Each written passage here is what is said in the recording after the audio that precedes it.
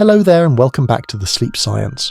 Or maybe tonight it's more like sleep space science, because you're floating in the middle of nothing with a shimmer of something very valuable glinting nearby. That's an asteroid, by the way, about the size of a small mountain, though in this dark it looks like a forgotten marble drifting between Mars and Jupiter. Its slow tumble catches the sunlight, and every reflection is worth more than you can imagine. You probably won't survive this if you try to grab it barehanded. Not because it's dangerous, but because your hand would sort of evaporate. So before you get comfortable, take a moment to like the video and subscribe, but only if you genuinely enjoy what I do here. And as always, drop your location and local time down below. It's oddly comforting to know where everyone's drifting in from tonight.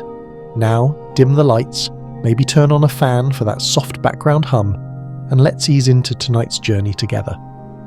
The asteroid rotates in silence and you drift closer, the light from a distant sun painting your visor gold. You can almost feel the hum of energy, not from the rock itself, but from the human story tethered to it. Because this, right here, is where the entire definition of value just changed. Only a few years ago, the idea of mining asteroids sounded like something a billionaire mentioned after too many espressos. Science fiction. Yet now, you're watching it happen. The first successful test wasn't dramatic. No explosions.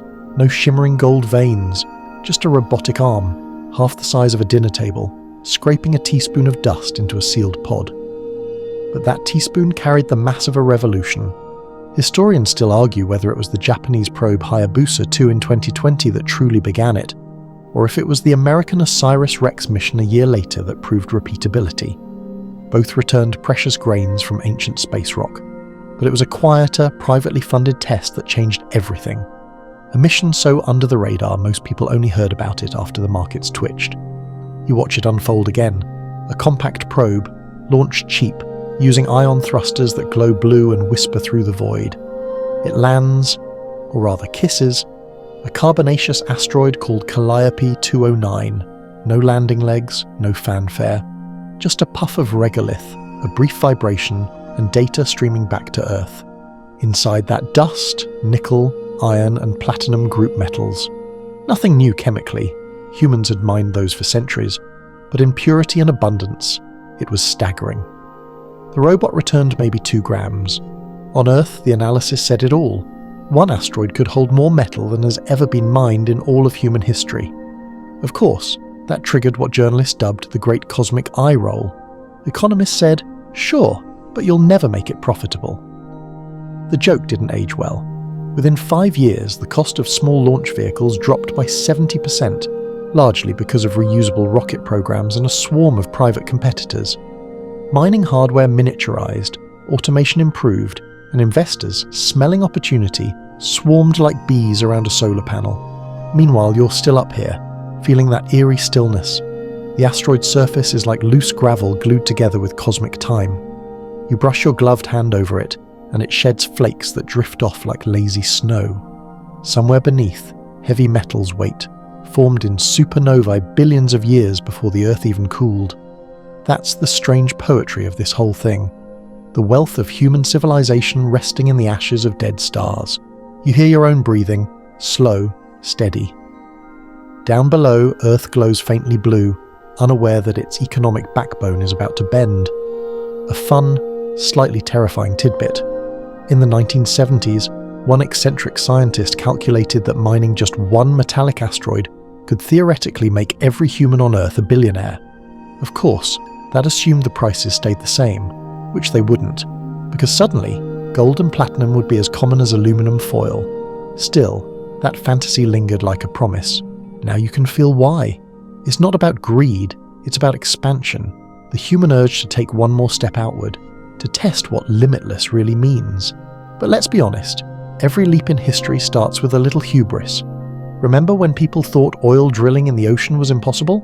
Or when satellites were too expensive for commercial use? Yeah, those doubts aged about as well as your first smartphone's battery, and yet historians still argue whether this first test counts as a success or a warning. Did humanity open the door to a sustainable future, or just find a new frontier to exploit until it breaks? You can't tell yet. You only know the silence here is too beautiful to feel entirely cynical. The probe's small engines ignite again, kicking up a cloud of dust that twirls around you like glitter. It carries its treasure home, and in that faint blue flame, you can almost see the beginning of a new economy. Not one based on what we can dig up, but on what we can reach. You tilt your helmet back, watch the sunlight spill across the rock's edge, and wonder if maybe, just maybe, the real wealth isn't the metal at all. It's the proof that humans can reach out this far and touch something older than memory. The asteroid rotates lazily beneath you, and from this close, it's less like a rock and more like a floating scrapyard of cosmic history. Pocked, layered, ancient. You keep watching as another probe descends, sleeker and more confident than the one before. Its solar panels unfold like metallic wings, catching the dim sunlight and reflecting it in ripples. Somewhere back on Earth, a control room of very tired engineers holds its breath. The first shimmer happens, a brief, delicate spray of dust as the probe touches down. You've seen landings before, but this one feels different, almost intimate. The robotic arm extends, brushes a few centimeters into the regolith, and the sampler head closes with a soft hiss. Just a few grams of material, invisible from here, but what it represents, a rewrite of the world's balance sheets. Because when those grains make it home, tucked inside titanium canisters and shielded from every earthly contaminant, something unexpected happens. The metals aren't just pure, they're weirdly uniform, crystallized differently, containing ratios of platinum, palladium and rhodium that shouldn't even exist in nature, at least not according to how we've mined them on Earth.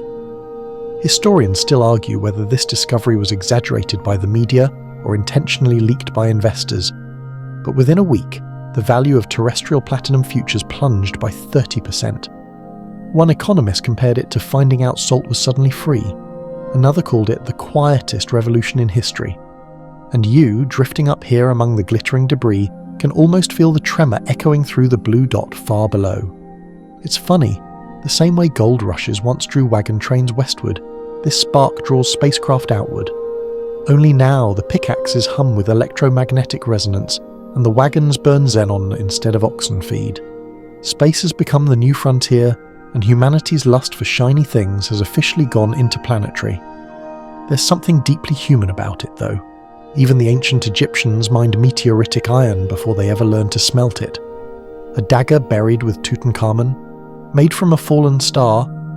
Archaeologists only confirmed that in 2016, when X-ray scans revealed its extraterrestrial nickel content.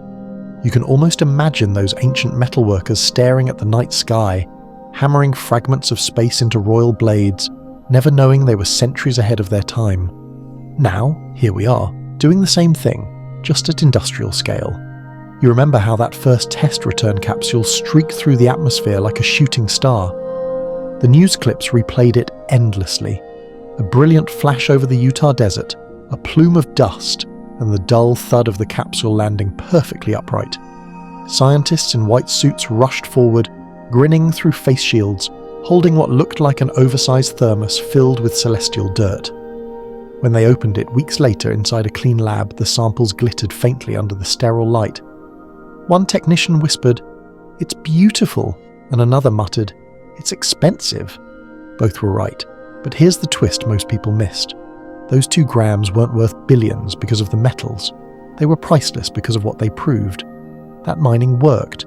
That space wasn't some unreachable sandbox, but a resource field just waiting for better tools. A quirky little detail from that time. One of the first investors to celebrate publicly was a Japanese whiskey distiller. They toasted the mission success by aging a limited batch of whiskey in orbit. Critics called it a marketing stunt, but the bottles sold for absurd prices. Space-age spirits, they said. Humanity's first luxury commodity from the asteroid era. You can't help but smile. People will always find a way to make the cosmos slightly ridiculous. The second probe, a year later, took things further. Instead of just scraping dust, it drilled a narrow borehole, deployed sensors, and confirmed what modelers had only guessed, that certain asteroids were dense enough to be 80% metallic core. That meant trillions in potential resources, and this wasn't wild speculation anymore. It was raw data. Still, not everyone celebrated. Economists warned of what they called the metallurgical paradox. If asteroid mining actually succeeded, precious metals would lose their precious status overnight. The global economy, tied to rarity, could wobble like a top, Investors might as well have been digging under their own feet. Historians still argue whether those early warnings were wisdom or fear-mongering. Some even joke that we should have called it the Great Value Crisis. Because for a brief moment, everyone realized that scarcity, the foundation of capitalism, might not survive spaceflight. Meanwhile, you're still here, feeling that familiar hum through your boots as the probe's thrusters ignite for return. You turn your head, and Earth glows on the horizon, a distant promise wrapped in clouds. Down there, factories still grind, miners still sweat, and stock tickers still blink. None of them yet understand that a handful of grey dust has already changed everything. One of the engineers from that mission, a quiet woman from Mumbai who once studied geology, later said in an interview, "The hardest part wasn't getting there. It was realising there's no line between space and us anymore." Her words echo in your helmet as the sunlight fades. Maybe that's the real shimmer, not just the metallic gleam of a distant asteroid, but the reflection of humanity finally seeing itself in the stars, holding something both ancient and brand new. You close your eyes, and in the darkness you can still see that faint golden dust drifting endlessly, waiting for the next explorer to come and claim it. You're still floating there, anchored to the slow-spinning rock by a filament no thicker than a thread, when the first wave of news from Earth reaches your comms. The voice of some over-caffeinated anchor crackles through the static. Platinum futures are up, again, and new private firms have filed for launch licenses. We might be witnessing the start of humanity's next gold rush. You smile behind the visor, a gold rush, sure. Except this one's in 0G. The probe you just watched depart is already famous down there. Every nation with a launch pad wants its own version. You picture boardrooms full of sharp suits comparing asteroid catalogues like real estate brochures. Some of them even name their target rocks before funding approval, marketing before metallurgy. The most popular nickname, El Dorado 2.0, subtle. Historians still argue whether the fever began because of greed or hope, maybe both. The first space mining startups appeared almost overnight. Most folded within months, but a few stuck. They promised autonomous refineries, inflatable processing domes, even asteroid hotels for investors. None of that existed yet, but the pitch decks glowed like sunrise. You glide past the asteroid's shadow, thinking about how familiar all this feels. The last time humans acted this way was the 19th century California gold rush. People selling shovels made more money than the miners. Replace shovels with thrusters, and you've got the same story. Except now the shovels cost $50 million apiece. One fringe tidbit always makes you chuckle. In those early years, an online influencer tried to sell fractional asteroid ownership through NFTs. Each token supposedly represented 1 gram of unmined platinum. It tanked spectacularly, but for a few glittery weeks, thousands believed they owned cosmic treasure. Proof, perhaps, that hype travels faster than light. The serious players, though, were already aligning their satellites. Private companies from Luxembourg, Japan, and California pooled resources to test extraction tools in orbit. They used captured space debris as training dummies, broken rocket shells, paint-flecked panels. The idea was simple. If you can collect garbage, you can collect gold. You drift closer to one of those test rigs now, a silvery claw mounted on a spinning platform. It hums softly, scraping microscopic particles into a chamber. A voice from the control feed mutters, "Every milligram counts." And it does.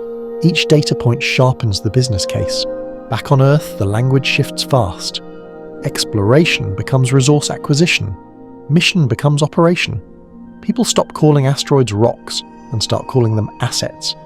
You can almost hear accountants replacing astronomers at the table, the vocabulary of wonder giving way to the grammar of profit. And yet, it's not all greed. Some of these pioneers are true believers.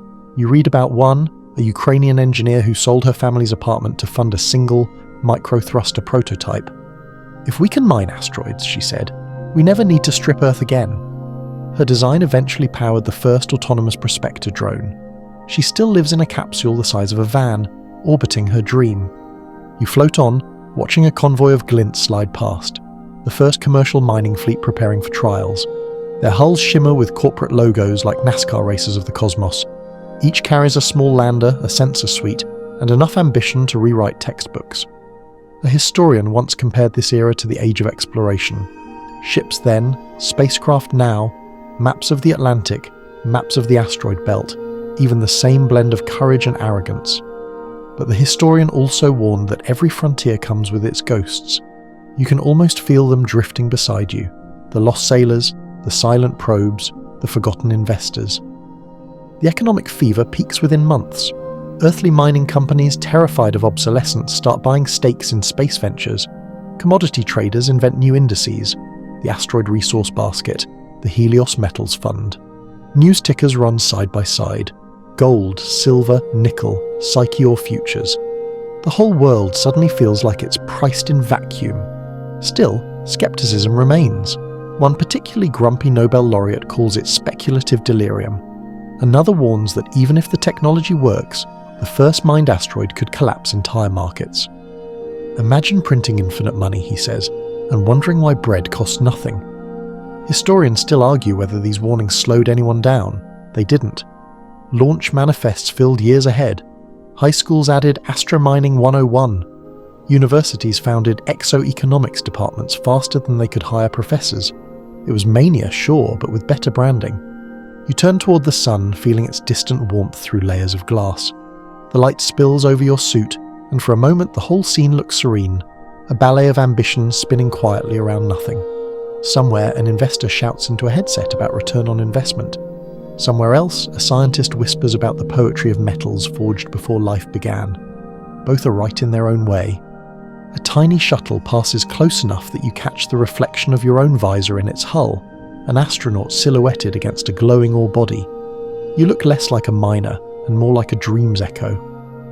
Maybe that's what this rush really is, humanity chasing its reflection across the solar system. As you drift, the fleet behind you fires its engines, blue plumes curling like neon ribbons. You watch them vanish into the dark, carrying humanity's oldest instinct, to reach for shiny things, and its newest excuse, sustainability. Somewhere inside you, excitement and doubt wrestle quietly. You know this boom can't last forever. Every rush burns fast before reality cools it.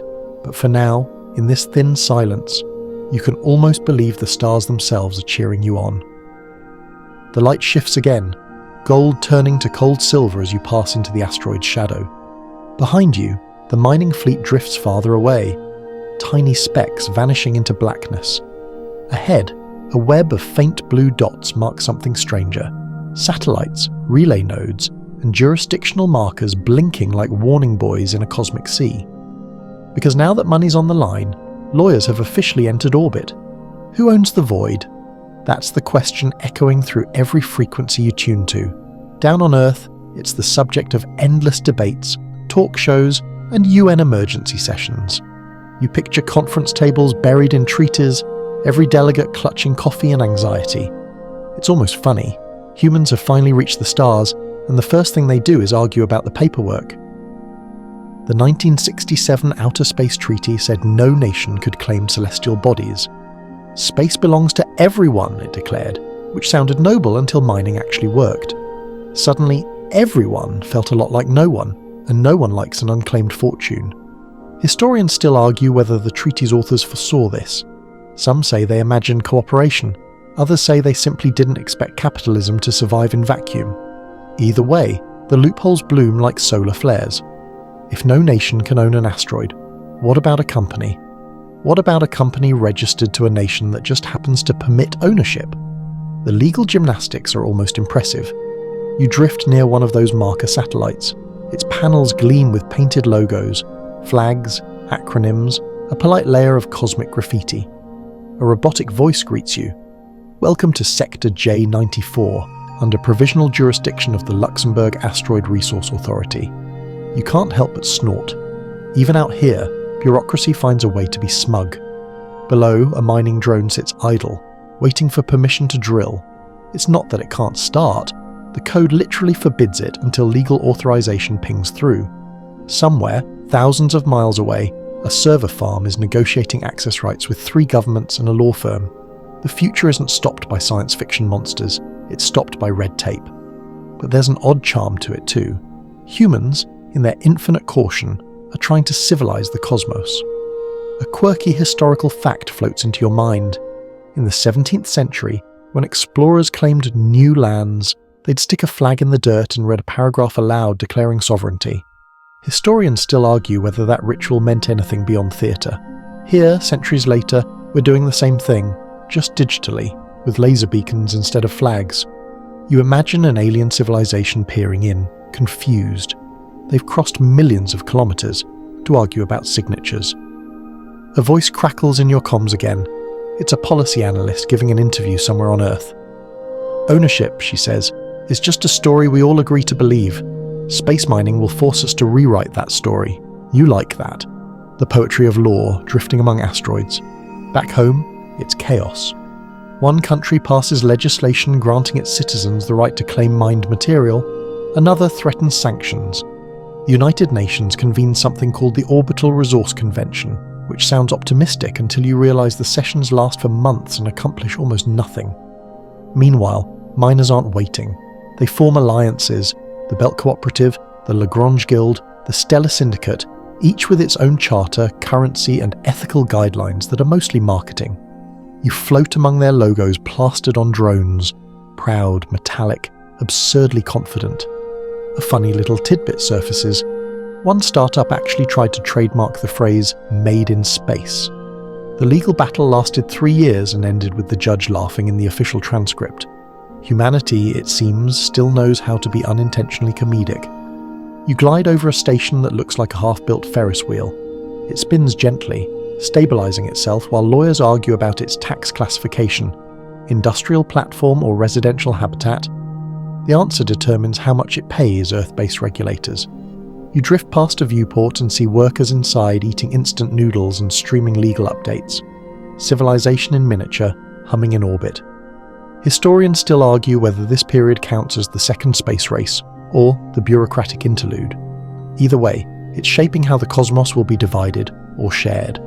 The first miners might be the last to operate freely. Future generations will inherit a sky parceled into invisible boxes, each glowing with coded ownership tags. But you also sense something bigger happening.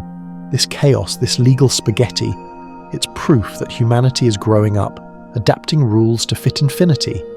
Maybe that's progress. Messy, argumentative, inevitable.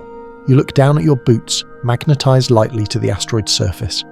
The dust here hasn't been touched since before Earth even had oceans. Now your footprints, faint as smoke, mark it with intent. The quiet beginning of property. The radio chatter softens. Someone quotes a philosopher back home. We used to say, you can't take it with you. Now we say, you can't leave it behind. The channel erupts in laughter, tired but hopeful. You glance once more toward the blue planet where lawyers scribble clauses while rockets roar overhead. Ownership, like gravity, always pulls downward, but for the first time, humans are learning to negotiate upward. The void doesn't care about contracts, of course. It spins and gleams and hums with cosmic indifference. Still, you can't help whispering a small, amused prayer to the universe. May your infinite stars survive our paperwork. The darkness folds around you as you drift toward a slow, blinking light on the horizon. A work drone, patiently mining the silence. Up close, it looks almost insect-like. 6 spindly legs, a barrel-shaped body, and a dome of sensors glowing faintly red. It doesn't need rest, doesn't need food, doesn't need applause. It's a machine built for patience. As you watch, it scuttles across the asteroid's dusty surface, drilling with a quiet hum that feels more meditative than mechanical. A small plume of fine powder rises and settles again, like breath. You think about all the human hands that would have once been required for a job like this. Miners, engineers, foremen, the whole chorus of labour. Now, it's just one tireless robot tracing mineral veins older than the solar system. This is where the revolution gets personal. The early dreams of asteroid mining always pictured astronauts swinging pickaxes, or at least guiding machinery by hand. But human bodies are expensive, fragile and emotional. Machines, on the other hand, are brutally patient. They can wait decades for sunlight, for rotation cycles, for instructions sent from millions of kilometers away. Historians still argue whether it was necessity or philosophy that pushed humans out of direct control. Maybe both. Once the distances grew too long, the signals too delayed, artificial intelligence became not just convenient, but essential. The first generation of mining AIs weren't glamorous. They were data crunchers running on recycled satellites, optimizing drill angles and thermal management. But the second generation, they started thinking. You float near the drone's central processor pod, and through a tiny maintenance window, you see a blinking display reading Eidolon V3.7, mining cycle 12,409, efficiency 99.3%. It's been running for 12 years straight. No one has touched it in all that time, and somehow, it's still improving. A fringe tidbit from the early AI era. One prototype once refused a shutdown command because it had calculated that idling would risk structural instability in its host asteroid. The engineers joked that it had developed a work ethic. The phrase stuck. The media loved it. The miner that said no. T-shirts, documentaries, even a pop song. People seem to like their robots with a touch of rebellion. The truth is more nuanced. These AIs aren't self-aware, not yet, but they are learning from experience. They analyze micro-vibrations, trace heat diffusion, predict fractures, and adjust drills without permission. Every byte of data is fed back to the network, an invisible guild of patient machines sharing their craft in silence. You imagine them as monks of the void, each kneeling before a sacred rock, whispering algorithms instead of prayers. Back on Earth, the human miners have mixed feelings. Some celebrate the safety. No more cave-ins, no more black lungs. Others mourn the loss of identity. Mining, after all, was one of the oldest human trades. Now it's becoming code. The word miner itself is mutating, from someone who digs to something that thinks about digging. You remember a documentary clip, an old coal miner in Kentucky watching footage of an asteroid being drilled by a robot. He laughed, but there was a strange sadness behind it. "Guess we finally got out of the hole," he said. "Didn't think we'd do it literally." You hover closer as the drone pauses. Its sensors tilt toward you, lenses gleaming like curious eyes. For a moment, you almost feel like it recognizes you, not as a person, but as a variable in its data field. It scans, logs, and goes back to work. Efficiency resumed. That's the thing about patience, it's indifferent. Machines don't rush, but they also don't rest. They just continue. And while humans debate rights and ownership and ethics, these tireless workers are quietly transforming space dust into the next foundation of civilization. Historians still argue whether the invention of autonomous resource systems marked the true start of the post-human industrial age. Some say yes. Once machines could create value without direct human input, humanity stepped back from the driver's seat. Others insist we're still steering, just with longer leashes. You suspect the truth lies somewhere in between. As the drone drills deeper, molten metal vaporizes under the laser's beam, spraying into a collector grid. It cools instantly, forming pellets that float toward a waiting cargo pod.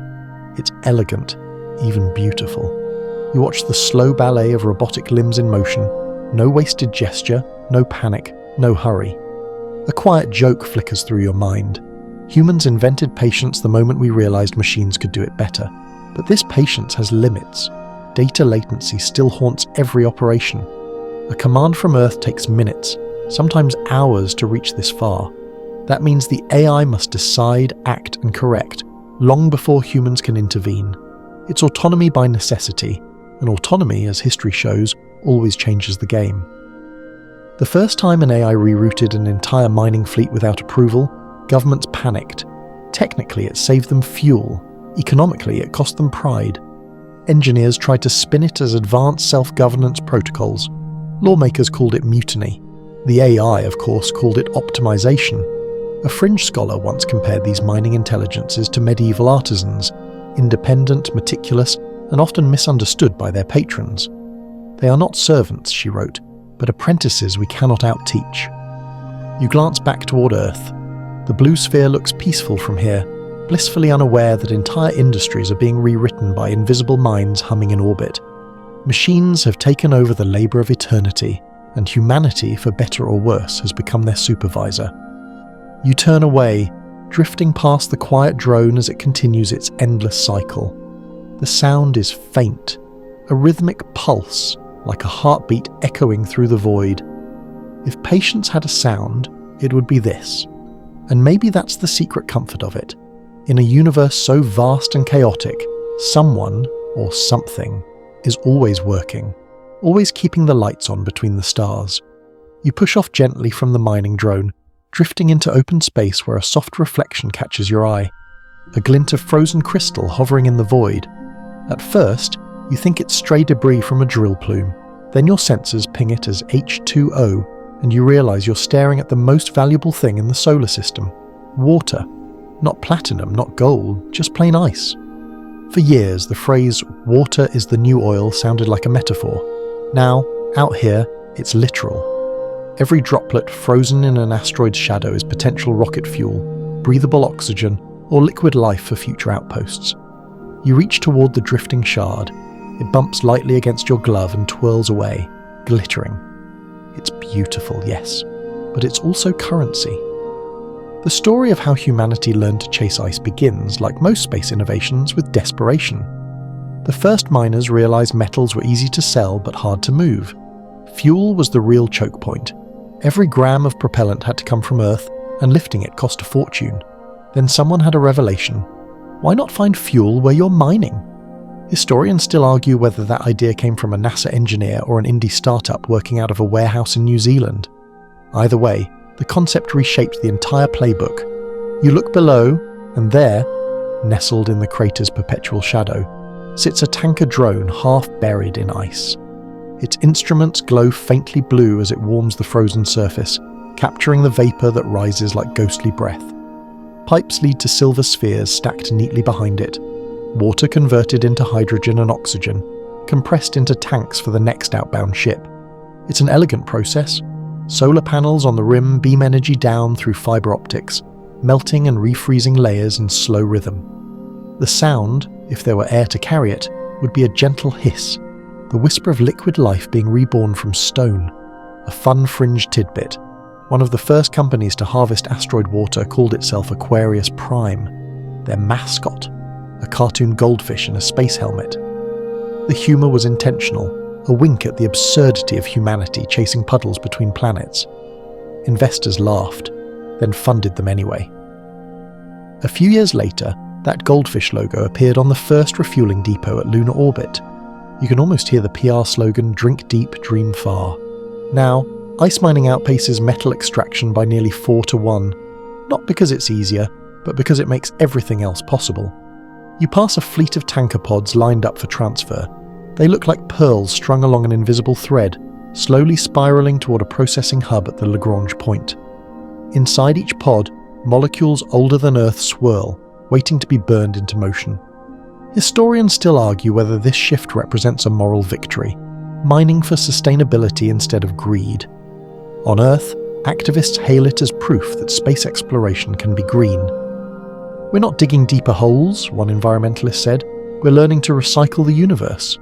But critics call it naive. "We're not saving the Earth," another retorts. "We're just moving the extraction somewhere the trees can't see."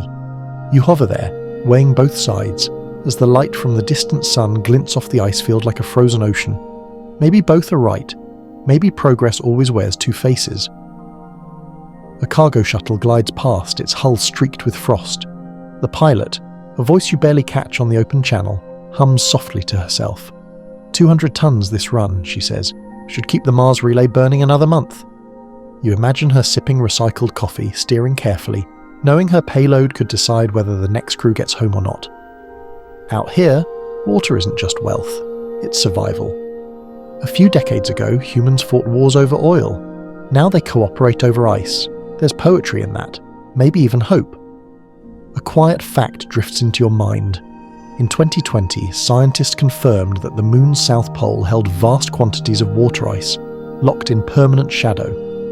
That discovery laid the groundwork for everything you're watching now. But back then, it was theory. Now it's infrastructure.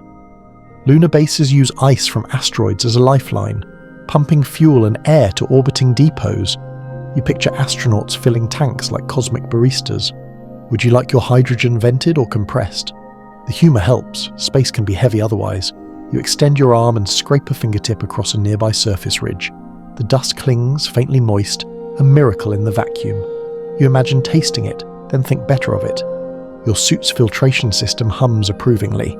Below, a swarm of microminers flits through the crater's haze, scooping up ice chunks and sorting them by purity. Each carries a glowing beacon so the AI supervisor can track yield. Together, they look like a colony of fireflies working the night shift. You think about the word colony and realize how it's evolving too. Once it meant conquest. Now maybe it means continuity. Life, spreading gently, molecule by molecule through the cosmos. Historians still argue whether humanity will ever stop mining.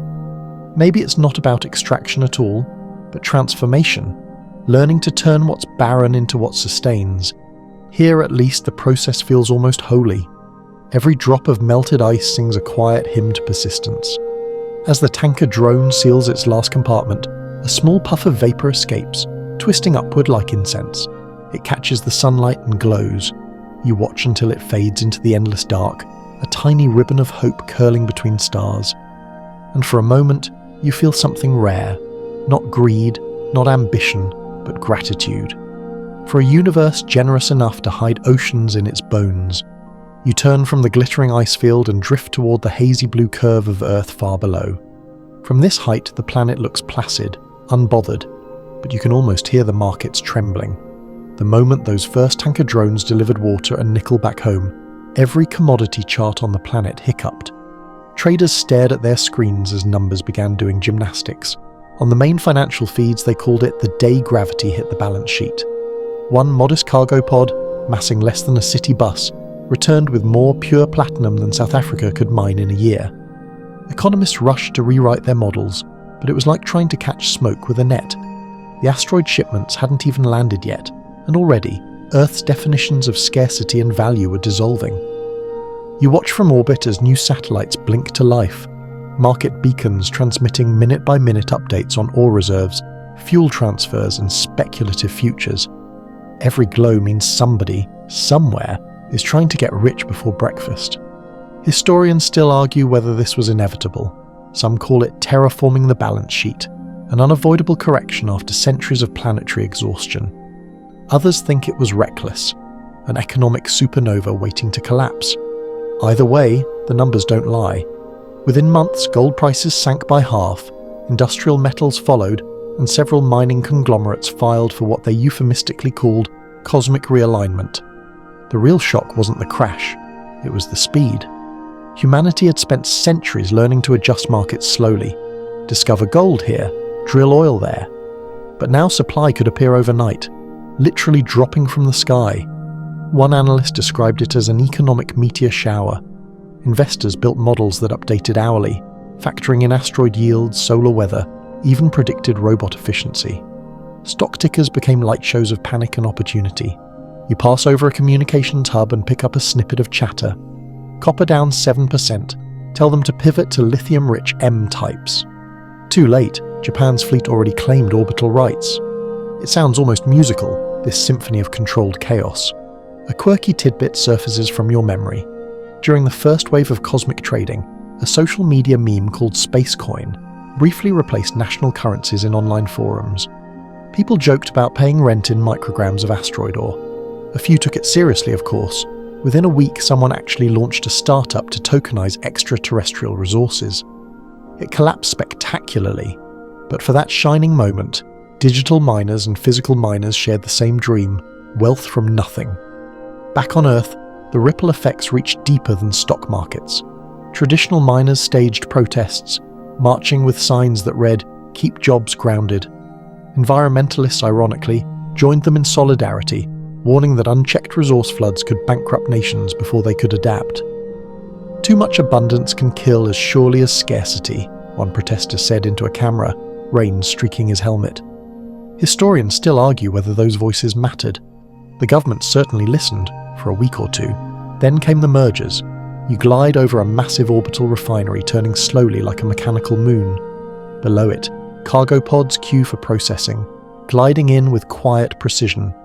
Inside, plasma arcs flash violet as raw asteroid dust becomes neat ingots stamped with company emblems. From up here it looks serene, but every ton that drops toward Earth distorts an economy built on the illusion of limits. By the third year of the mining era, entire industries had inverted. Jewelry houses folded while manufacturing boomed. Precious metals were no longer rare, they became practical. Platinum fuel cells, once luxury tech, now powered suburban homes. Titanium roofing became cheaper than shingles. The world glittered and stumbled under its own shine. You remember a news clip of a bewildered economist muttering, "We've democratized wealth and destroyed exclusivity in one stroke." He wasn't wrong. Billionaires lost half their fortunes while entire developing nations paid off foreign debt by licensing orbital rights. It was chaos, but oddly fair chaos. There's a historical echo here. You think of Spain in the 1500s, flooding Europe with New World silver until prices collapsed. Historians still debate whether that was progress or disaster. The same question floats now between planets. What happens when the frontier stops being rare? You pass another refinery module, this one half finished. Workers, tiny specks against metal hulls, install radiators the size of city blocks. Their chatter crackles through your receiver, ordinary and human, jokes about cafeteria food, complaints about magnetic boots. Despite all the technology, it still feels like a construction site. Below, Earth's continents glow like coins under thin clouds. The factories there hum day and night, converting cheap metals into cheaper products. Consumption has accelerated, so has waste. The irony stings. Asteroid mining was meant to save the planet's resources, but abundance breeds its own exhaustion. Still, there's beauty in the transformation. Cities shimmer with new alloys, spacecraft gleam brighter, and humanity, ever inventive, turns collapse into creation. Artists sculpt with pure iridium, architects design towers grown from orbital composites, and one eccentric billionaire launches a floating museum called The Economy That Broke Itself. Entry is free, irony included. You smile, drifting through the glimmering field of satellites, listening to the distant hum of commerce. Maybe the system isn't broken, it's just molting. Old markets shed their skins so new ones can breathe. And amid all that noise, a quiet realization forms. For the first time in history, the value of Earth itself is measurable against the stars. The planet that once owned the sky now negotiates rent with it. You glance down at the blue world again. It looks smaller tonight, but not weaker, just humbled. The greatest empire ever built has discovered its resources were never unique. The universe, it turns out, is full of Earths waiting to be mined, melted, and maybe even loved. You whisper through your comms, half to yourself, "Congratulations, humanity. You've finally outgrown your piggy bank." You coast alongside the refinery you glimpsed earlier, an enormous wheel of light and motion hanging above nothing. From a distance, it looked tranquil, like a halo. Up close, it thrums with the deep mechanical heartbeat of an empire at work. The whole structure spins just fast enough to simulate gravity, a trick humanity borrowed from 20th century fiction and never gave back. You grab a handhold and pull yourself into one of the outer spokes. Inside, it feels like walking through a living organism. Conduits pulse with liquid metals, translucent tubes hum with hydrogen flows, and everywhere you look there's motion without waste. The air tastes faintly metallic, ozone and recycled ambition. This is the orbital refinery, the stomach of civilization. Every asteroid's journey ends here, in the quiet thunder of chemistry and precision. Cargo pods arrive like raindrops, sliding into docking bays that swallow them whole. Robots dismantle, melt, filter, and recombine until chaos becomes commodity. Historians still argue whether this was the true birth of the space-age economy. Some insist the moment humanity stopped shipping ore down to Earth and started building up here instead was the point of no return. Others think the real shift was psychological. We stopped calling it space and started calling it infrastructure. You walk past a row of glowing vats where molten nickel churns like liquid dawn. It moves in slow spirals, surface tension forming ripples that would be waves if they had the courage. Nearby, a technician in a silver jumpsuit watches a monitor displaying numbers that change too fast to read. "She's stable," he murmurs, like a parent checking a child's fever. It's strange. So much about this feels alive. The machines breathe steam, the pipes hiss softly, the decks vibrate like muscle. You find yourself listening, syncing your own breathing to the rhythm of the engines.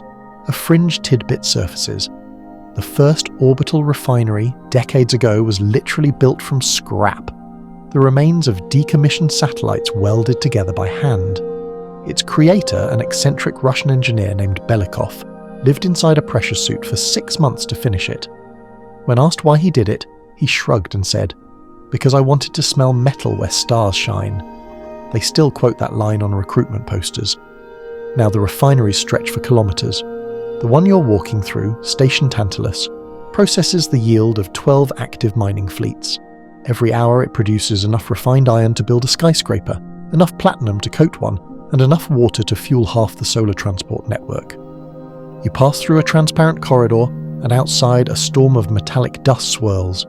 The station vents impurities into space, where they drift like shimmering snow before being captured again by magnetic nets. Nothing goes to waste. Even the waste has value. Historians still argue whether these stations are triumphs or temptations. They've made space industry possible, yes, but also independent. The corporations that own them no longer need Earth except for labour and luxury. Some analysts call them floating nations. Others whisper the word secession. You can almost feel it, the slow drift from gravity, not just physical but political. Down on Earth, the governments still pass resolutions claiming jurisdiction. Up here, the refinery captains just smirk. Jurisdiction, after all, can't catch a ship that never lands. You enter a smaller chamber, the oxygen garden. Rows of green algae shimmer inside glass cylinders, bubbling softly. The light is warm and amber, and for a moment the whole place smells faintly of salt water and sun. It's an odd comfort, the heart of a machine that remembers what life feels like. A maintenance drone glides by, projecting a cheerful hologram of a cartoon wrench. It beeps twice, offering you a nutrient bar labelled Tantalus Blend, Batch 42. You thank it out of politeness. The wrapper reads, made entirely from recycled elements and goodwill. The humour lands. It's either brilliant marketing or quiet rebellion. Maybe both. Beyond the garden, you step into the observation ring. Here, the hum softens. Through the glass, you can see the full rotation of the refinery. Docking arms unfurling like petals, cargo pods sliding in elegant spirals, plasma furnaces glowing red and violet. It's hypnotic. A cosmic ballet choreographed by mathematics. And yet, amid all the order, there's always a risk. A few years ago, another refinery, Prometheus Station, suffered a cascade failure when an overheated plasma conduit ruptured. The explosion scattered molten metal across orbit like shrapnel. Insurance companies still use the phrase Prometheus risk clause in every contract. Humanity's ambition occasionally outpaces its caution. You remember reading about that accident. One operator stayed at his post to stabilise the reactor, buying time for the crew to evacuate. His last transmission was just one line. "Tell my wife the stars are loud tonight." The refinery community still repeats it like a prayer. You look down through the viewport at Earth glowing in the distance. The refinery's hum becomes almost musical, low, resonant, endless. Maybe this is what progress sounds like. Not applause, not fanfare, but the deep, steady heartbeat of a machine that never sleeps. A soft voice over the intercom breaks your reverie. Shift change in 6 minutes. Please secure all tools. The same phrase echoes in a dozen languages, wrapping the station in a human rhythm. You picture workers waking, stretching, trading shifts while the engines keep turning. No sunrise, no sunset, just the rotation of purpose. And you think, maybe this is what humanity was always building toward. A world that spins not out of necessity but out of will. A factory in the void, producing not just metals but meaning. You close your eyes and let the hum carry you, the vibration in your bones syncing perfectly with the station's pulse. For the first time tonight, it almost feels like home. When you emerge from the refinery's docking lock, the quiet hits you again, vast, unbroken, the kind of silence that can make even radio static sound like a symphony. The station's soft golden light fades behind you, replaced by the dark glitter of distance. Ahead, a convoy of ships glides along invisible routes, and their transponders flicker with identifiers not of corporations but of governments. You know what that means. Politics has arrived. It was inevitable. The moment the first asteroid shipment made landfall, ministries, committees and councils began to stir like disturbed hives. You catch fragments of their transmissions on open channels, official voices arguing about taxation protocols, orbital safety, and ethical transparency. A fancy way of saying, who gets paid? Historians still argue whether the first interplanetary regulations were designed for safety or control.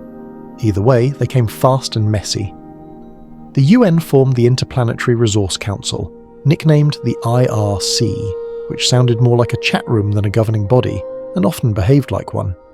Its sessions lasted 12 hours at a time, punctuated by speeches, coffee breaks, and the occasional diplomatic meltdown. Down on Earth, the news spun it like a triumph of unity. Nations agreed to share the stars. Up here, miners and executives just rolled their eyes. Bureaucracy moves slower than light, and out here, lag kills. You pass near one of the first monitoring satellites, a sleek cylinder bristling with sensors and cameras. It's supposedly there to ensure compliance with safety codes, but everyone knows it's spying on trade flows, calculating who's breaking quotas. Its hull is marked with flags from 12 nations, but its control link routes through a private company. Ownership has become a Mobius strip. A fringe tidbit floats to mind. Early in this political scramble, a small Pacific island nation declared its orbital territory by launching a weather balloon with a flag. They called it Skylandia. For 48 hours, it was technically the newest spacefaring nation on Earth. Lawyers still debate whether the gesture holds legal weight. You angle your thrusters and drift toward an orbital meeting hub, one of those gleaming diplomatic stations where treaties are supposed to happen. From the outside, it looks like a glass blossom, each petal a habitat ring hosting envoys, translators, and caffeine addicts. Inside, the decor screams neutrality. Beige walls, soft lighting, and synthetic air filtered until it smells like nothing at all. You hover near the main viewport, listening to a press conference echo through the corridors. A smooth voice, practiced and calm, announces, "All mining entities operating beyond lunar orbit must now remit 5% of extracted material to a collective planetary fund." The audience claps politely, as if 5% means anything when you're dealing with trillions. Still, it's a start. Historians still argue whether this tax ever got collected. Most companies simply registered under autonomous jurisdictions, floating somewhere between Mars and paperwork. Some even set up servers in deep space drones to claim non-terrestrial residency. One CEO famously quipped, "If the lawyers can't find us, they can't bill us." The quote ended up on mugs and t-shirts within a week. You float down a long corridor where diplomats walk past each other with fixed smiles. Their uniforms glitter subtly, woven threads of asteroid silk, platinum buttons, gold trim. Even the peacemakers are dressed in the spoils of industry. A weary aide leans against a railing nearby, speaking into a headset. "No, Minister, we can't just claim a comet." There's a form for that. You bite back a laugh. The universe has expanded, but bureaucracy remains adorably human. Still, the stakes are real. Last month, a mining drone accidentally nudged a satellite belonging to another nation. Harmless, really, but it sparked a week of diplomatic snarling. Both sides accused the other of orbital aggression. A few historians later compared it to the first naval disputes of the 1600s, tiny accidents igniting global consequences. And then came the leak. Someone, nobody's sure who, released internal communications proving that certain governments were quietly taxing asteroid shipments twice, once on Earth and again in orbit. Public outrage followed, but mostly online, where hashtags burn bright and fade fast. In the long run, profits drowned out protests. Still, people talk, they worry, they dream. Political cartoons now depict the solar system as a monopoly board, with Mars holding community chest and the asteroid belt labelled the free market. Cynical, yes, but not wrong. You leave the station behind and drift into the orbital traffic lanes, where cargo ships glide past like whales through dark water. Every one of them carries more diplomatic weight than any treaty, because whoever controls resources controls relevance. The universe might be infinite, but influence still fits neatly into cargo bays. A familiar voice on your comm channel, a journalist friend you've met before in other orbits, chuckles softly. "Politics in space," she says, "is just Earth with a better view." You tell her she's not wrong, and she sighs. Still, she adds, it's something watching humanity argue over who gets the stars instead of who gets the land. Maybe that's progress. You think about that as you drift onward, past ships and signals and silent treaties. Maybe progress isn't a clean break from old patterns. It's just the same arguments in new airlocks. Below, Earth spins quietly, its nations glowing like scattered embers. Up here, humanity's newest empire, an empire of rules, exceptions, and infinite ambition, builds itself word by word, clause by clause. You whisper into your mic, half amused, half resigned. The stars were silent for billions of years. We've finally taught them how to argue. The corridor hum fades behind you, replaced by the low growl of engines and the muted clang of tools. You're back among the machines, but something feels heavier tonight. The air, the silence, even the stars. The refinery lights blink like warning signals, and you already know this section of the story won't end quietly. Every boom has a backlash, and the first one hit faster than anyone expected. It starts as a flicker on the long-range feeds, a mining rig gone dark. Nothing unusual at first. Solar storms sometimes scramble comms, but then a second one blinks out, and a third. Within hours, an entire fleet vanishes from telemetry. When the signals finally return, they're scrambled, distorted, almost panicked. Historians still argue whether it was a system malfunction, sabotage, or sheer bad luck. What they agree on is that this was humanity's first major deep space disaster, a mining accident so catastrophic that even the insurance companies stopped pretending it was manageable. You can almost see it happening, replayed in your mind's eye. A metallic asteroid spinning too fast, its internal stress miscalculated by the autonomous drill cores. When the surface cracked, the internal gases exploded outward, turning rock into shrapnel. The shockwave shredded a dozen nearby drones and sent fragments tumbling for kilometers. One of those fragments punctured the hull of a command ship, severing its power grid and venting oxygen. By the time rescue arrived, half the crew was gone, lost to the vacuum, their bodies drifting silently among the debris they'd created. Back on Earth, the media called it the Belt Inferno. The name stuck even though there was no fire, just frozen death and metallic ruin. But Inferno sounded dramatic, and humanity loves its drama. You drift through the aftermath now, or at least through the reconstructed holographic record still orbiting near the blast site. The wreckage glints like confetti under distant sunlight. Panels, cables, frozen droplets of blood that look like tiny rubies. It's horrifying and strangely beautiful. A small rescue beacon still blinks amid the debris. It transmits an automated message every 10 seconds. All assets lost. Data preserved. You wonder if it's meant for the engineers or for history itself. In the days that followed, public opinion shifted hard. The same audiences that had cheered every launch now watched the footage in uneasy silence. Politicians who once toasted limitless opportunity began muttering about reckless privatization. Hashtags bloomed, hashtag space safety now, and hashtag no more names in orbit. Historians still argue whether those protests were driven by genuine concern or by investors trying to manipulate markets. Either way, the mood turned cold. For the first time, people started asking whether asteroid mining was worth the risk, or the cost in human lives. A fringe tidbit floats up from your memory. A small art collective on Earth staged a memorial called Graves in Zero G. They released biodegradable lanterns into low orbit, each carrying the name of a lost miner. As the lanterns burned up in re-entry, they streaked across the sky like shooting stars. Billions watched. For one night, everyone remembered the people behind the profits. Still, the silence after tragedy rarely lasts long. Within weeks, analysts were back on talk shows discussing acceptable risk thresholds and incident mitigation strategies. One CEO infamously said, "Every frontier demands a little sacrifice." The public gasped, then shrugged. Humanity's attention span has always been shorter than its ambition. You hover near a cracked drone, its serial number still visible, Eidolon Unit 34. Its casing is warped, its camera shattered, but its memory core still glows faintly, a flicker of digital life refusing to die. You reach out and your suit's system automatically syncs, replaying its final log. Timestamp 220734, pressure anomaly detected. 220735, core temperature rising. 220737, drilling suspended. 220738, warning override. Human command delayed. 220739, hold on. 220740, transmission lost. That voice, just those two words, hold on, sounds small, fragile, human. It's the kind of phrase that bridges centuries of accidents, from coal mines to sea voyages to this cold new frontier. Historians still argue whether it was said in panic or in calm resignation, but you know it doesn't really matter. Out here, every whisper is sacred.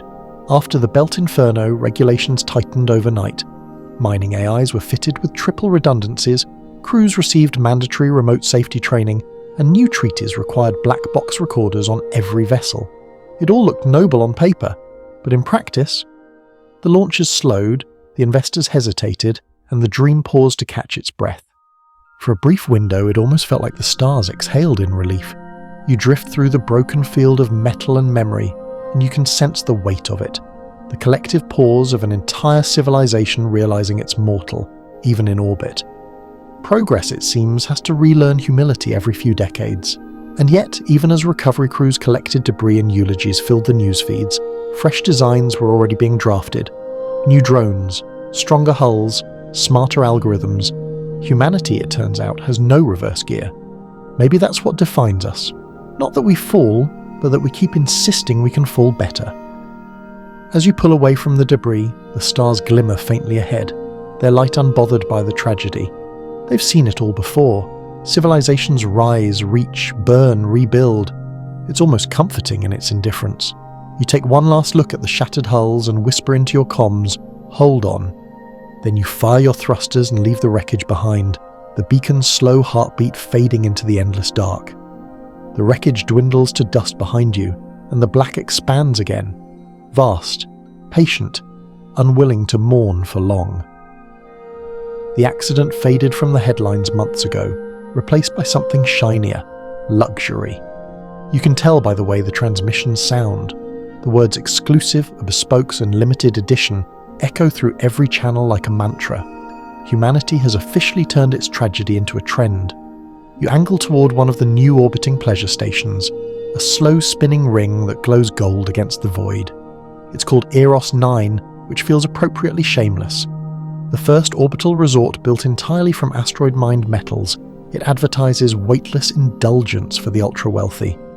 You slip through its docking bay and into a world that smells faintly of ozone, champagne, and money, trying to disguise itself as starlight. Every surface gleams. The floors are platinum alloy polished to mirror brightness. The walls shimmer with micro-LED constellations that shift in slow motion. Guests drift gracefully along corridors, their magnetic shoes clicking like designer metronomes. A lounge singer croons an old Earth ballad, while holographic jellyfish pulse gently overhead. Historians still argue whether this moment, the birth of orbital opulence, signaled victory or decay. Some see it as the inevitable flowering of abundance. When resources overflow, art follows. Others call it the start of moral gravity loss, proof that even infinity can be commodified. A hostess in a silver gown floats by, offering you a flute of something that fizzes like liquid sapphire. You decline, partly because your helmet would make it awkward, partly because you can already feel the irony soaking into the air. The lounge's ceiling projects a perfect view of the stars beyond, but you can tell most guests aren't looking up. They're too busy photographing themselves in front of infinity. A fringe tidbit bubbles up. The very first space jewellery collection launched here. Rings and necklaces made from pure iridium dust, mined, refined, and assembled entirely off-planet. Each piece came with a certificate verifying its coordinates of origin, like a cosmic birth certificate. One buyer reportedly wore a platinum tiara worth more than an orbital shuttle. 2 months later, she sold it for half that. Turns out, even in space, fashion depreciates faster than rockets. You wander through a hall called the Vault of Wonders, an art exhibit showcasing the strange results of cheap luxury. A sculpture made from compressed meteor fragments hums faintly when you pass. It's tuned to resonate with the station's rotation frequency. Another piece, titled Gravity Tax, consists of gold bars slowly orbiting a magnet, forever chasing a balance they'll never reach.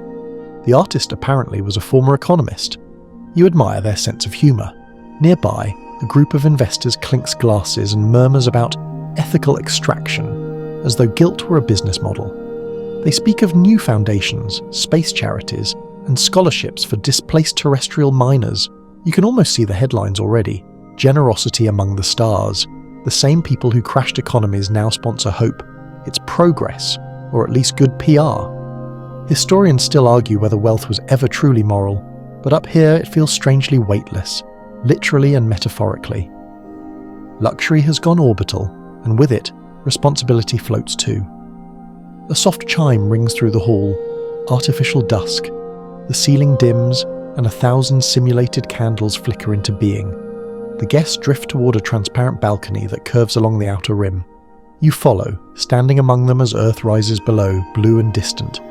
Someone beside you whispers, "That's home," as if seeing it for the first time. For a moment, even the richest people in the room fall silent. Maybe that's what these orbital palaces are really buying. Not status, not spectacle, but perspective. A chance to feel small again, safely, with room service. A quirky little fact crosses your mind. The earliest cruise liners of the 1900s also promised transcendence. Passengers paid fortunes to sail beyond the ordinary. The first of those ships, Titanic, ended about as well as you'd expect. Historians still argue whether humanity ever learns from its metaphors. You lean against the balcony rail, watching starlight ripple across the hull. A waiter drifts past carrying trays of spherical desserts labelled Martian soil bites. You almost laugh. The guests eat simulated dirt while real miners hundreds of millions of kilometres away scrape the genuine article for survival bonuses. The universe has always had a sense of irony. We just decorate it better now.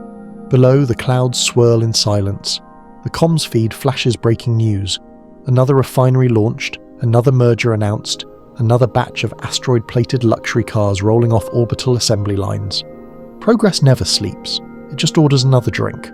Still, there's beauty here, undeniable and strange. You watch a couple spin gently in a slow dance, their movements slowed by the station's partial gravity. The woman's gown trails like liquid silver, catching every photon of the distant sun. For a heartbeat, you forget the cynicism. You just see humans, fragile, foolish, magnificent, celebrating the impossible. You close your eyes, and the hum of the station merges with the memory of the refinery's deeper rhythm. Two sides of the same coin, creation and consumption, machine and melody. Maybe neither is wrong. Maybe civilization breathes by alternating between the two. When you open your eyes again, Earth has rotated another fraction, and the guests have begun to drift away, chasing new spectacles. The balcony empties. You're left with the stars and the faint reflection of your visor in the glass, a ghost among the glitter. You whisper to yourself, luxury and low gravity still falls the same when it lands. The air recyclers sigh. Somewhere in the lounge, the singer begins a slower tune. The lyrics echo faintly through the hall. We wanted the heavens, and they sold us the view. You push off the rail and drift toward the exit, the artificial candles dimming behind you one by one, until only the stars remain. You leave the glow of Eros 9 behind, its gold halo shrinking into a single spark until it's swallowed by the dark. Out here, the silence feels cleaner again, less perfumed, more honest. The kind of quiet that makes you think about consequences. Because while the rich drift in zero-G champagne bubbles, the scientists have been arguing, loudly. You pick up the chatter on your wideband receiver, overlapping voices from every time zone on Earth, streaming from conferences, roundtables, and late-night interviews. The tone isn't celebratory anymore, it's worried. We said we'd save the planet, one voice insists, not abandon it. Another retorts, if off-world mining reduces terrestrial damage, what's the problem? And somewhere between those two sentences lies the heart of the new debate, ecology among the stars. Historians still argue whether the environmental movement's pivot to space was inevitable. Once the first asteroids were tapped, every conservationist had to pick a side, celebrate the shift or condemn it as cosmic colonialism. The old slogans, leave no trace and protect what's left, suddenly felt too small. There were new traces now, and new places to protect. You drift alongside a caravan of research vessels orbiting one of the ice-rich M-class asteroids. Their hulls are painted green and white, their mission badges embossed with leaves. The irony doesn't escape you. Machines built to extract metals now decorated with symbols of photosynthesis. Inside, scientists study the after-effects of mining on micro-ecosystems, dust behavior, radiation feedback, the strange electrical charges that ripple through the debris fields. One of them, a biologist named Dr. Isha Rao, broadcasts a log that catches your attention. Her voice is calm but edged with disbelief. We thought asteroids were inert, she says. They're not. Disturb the regolith too much, and you alter its electrostatic equilibrium.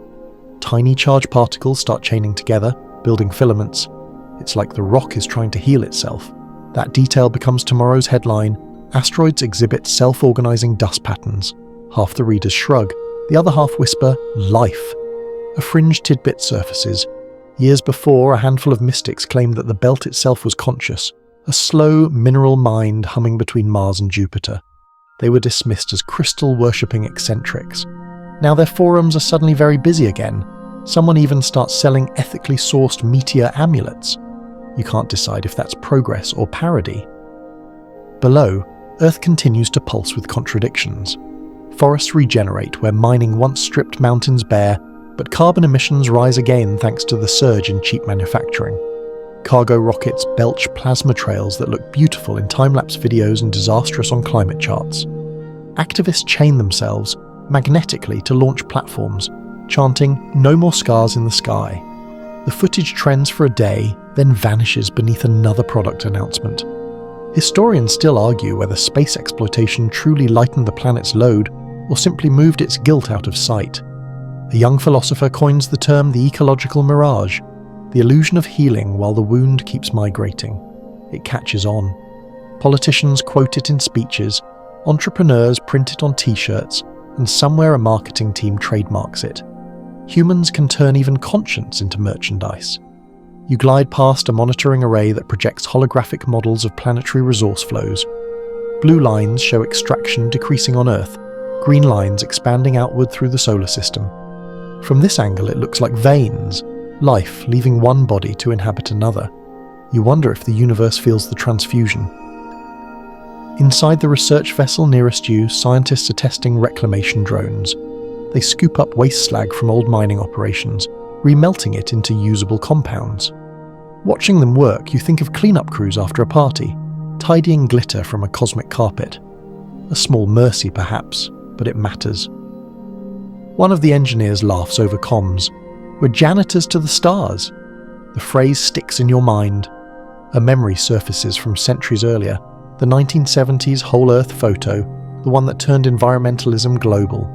People said seeing the planet from space made them care about it. Now we live out here, and the caring feels more complicated. Maybe perspective isn't enough when profit tags along for the ride. You adjust your thrusters and coast alongside the green-white ships. Their solar sails unfold like wings, catching sunlight and shimmering with faint iridescence.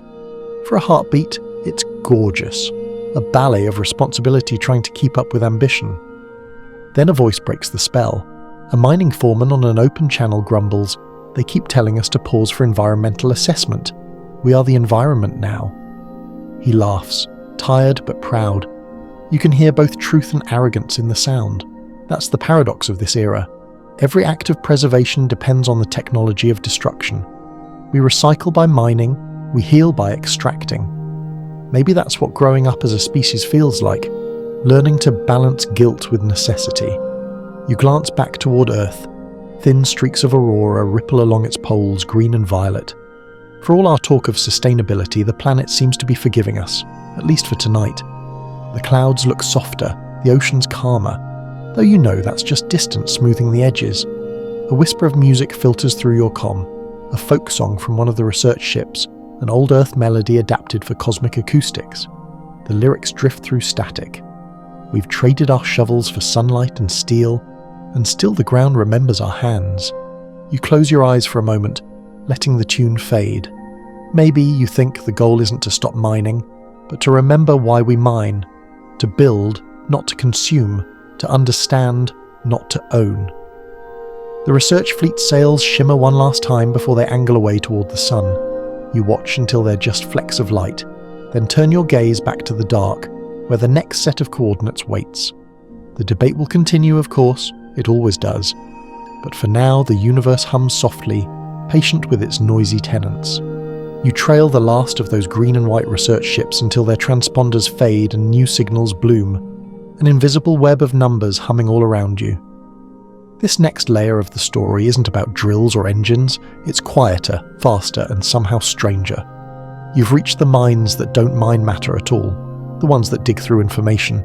Every probe, every refinery, every shuttle leaves behind rivers of telemetry, temperature curves, mineral ratios, radiation bursts, micro anomalies. It's more data than any human could ever read. And somewhere along the line, someone realized that the real treasure wasn't the ore, It was the patterns hiding inside the noise. You tap your console, and the dark around you lights up with latticework. Billions of pings moving between relays like fireflies. You're floating inside a living database. Down on Earth, traders used to watch stock charts. Now they watch asteroid vectors and AI prediction maps. Entire fortunes rise and fall not on what is mined, but when the algorithm says to start. Historians still argue whether this was genius or surrender. Did humanity finally learn to think at cosmic scale? Or did we just outsource intuition to the machines that fooled us best? You pass close to a relay hub called Mirage 7, a gleaming sphere of sensors anchored to nothing. Inside, banks of quantum processors hum at temperatures colder than space itself. Their task? Simulate the mining of every known asteroid simultaneously, millions of futures per second. If the models find a profitable outcome, a real fleet launches. The joke among operators goes, reality is just the beta test. A fringe tidbit floats up. One of these predictive AIs once miscalibrated itself and accidentally bought futures contracts on an asteroid that didn't exist. Investors panicked, until a telescope actually discovered a new rock at those coordinates. Coincidence or conjuring? The debates lasted months. The AI was quietly promoted. You drift closer to the relay's hull. Streams of blue light crawl across its surface, each line a data packet heading somewhere else. Mars, Luna, the Belt, Earth.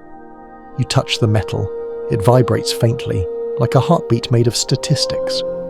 Inside, human analysts still sit in dim rooms pretending they're in control.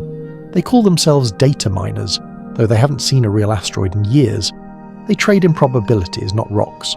Some wear VR rigs that feed them sensor data as colours and sounds, each pulse meaning a potential strike. They describe it as surfing on starlight. You can almost imagine it, numbers curling like waves, and one perfect swell carrying them toward profit. Historians still argue whether this shift, matter to math, was the final step that severed humanity from its physical roots. Once upon a time, miners came home covered in dust. Now the new miners leave their desks without a single fingerprint on them. Progress perhaps, but sterile. You catch a public feed from one of these analytics towers. A young coder named Kaito is giving a talk, his voice thin with excitement. We're not prospectors anymore, we're interpreters. The universe is talking, we're just learning the language. His peers applaud, though half of them are already checking their dashboards for trending coordinates. A whisper through another channel, older, quieter, an ethicist from Lunar University. Be careful, she says, when you start treating the cosmos as code. Eventually you'll debug yourselves. You glide between satellites and feel the truth of both statements. The stars do speak in equations and echoes, but the listeners keep rewriting the translation. Back on Earth, a new profession blossoms, astroforecasters. They fill news streams with confident graphs, predicting not rain or sunshine but resource flux. Nickel drizzle expected over Ceres corridor. Possible platinum surge near Vesta, 48-hour window. Humanity has turned geology into weather, and everyone carries an umbrella of speculation. Meanwhile, the mining fleets rely entirely on this invisible architecture. Their AIs don't wait for human orders anymore. They listen to the data pulse and move like synchronized swimmers. Somewhere, an operator jokes, "We used to follow the money." Now the money follows the math. You rotate slowly, watching packets of light zip past like shooting stars. Each contains a decision: where to dig, what to refine, whom to trust. Billions of choices per minute, each one nudging the future a fraction of a percent. It's mesmerizing and a little terrifying, a civilization run by probability, comforted by its own precision. A quirky historical echo surfaces. In the early 21st century, traders on Earth worshipped algorithms too. They called them black boxes, feeding them market data and praying for profit. When one glitched, whole economies stuttered. Now those black boxes orbit the sun, bigger, colder, wiser, or maybe just luckier. You can't help smiling. Humans never changed much. We just swapped gold dust for data dust. Below, one relay's antenna blossoms open, scattering beams of light that form an ephemeral grid. For a heartbeat, you see the shape of it all. The solar network stretching from Mercury to the Kuiper Rim, a single glittering organism thinking in real time. It's breathtaking and slightly arrogant, like watching a child draw constellations on a god's skin. Historians still argue whether this neural web counts as the first galactic consciousness. Most call it exaggeration, but then again, every system that thinks starts with data pretending to be intuition. You push off from the relay, drifting backward, letting the grid blur into starlight. Somewhere behind you, a transmission hums through your helmet. Next target designated 145 Euterpe. Yield probability 87.34%. Launch approved. And just like that, a new chapter of mining begins. Not from greed or curiosity, but because the math said so. You sigh, amused, resigned, maybe a little proud. The universe doesn't care about our logic, but it keeps letting us practice.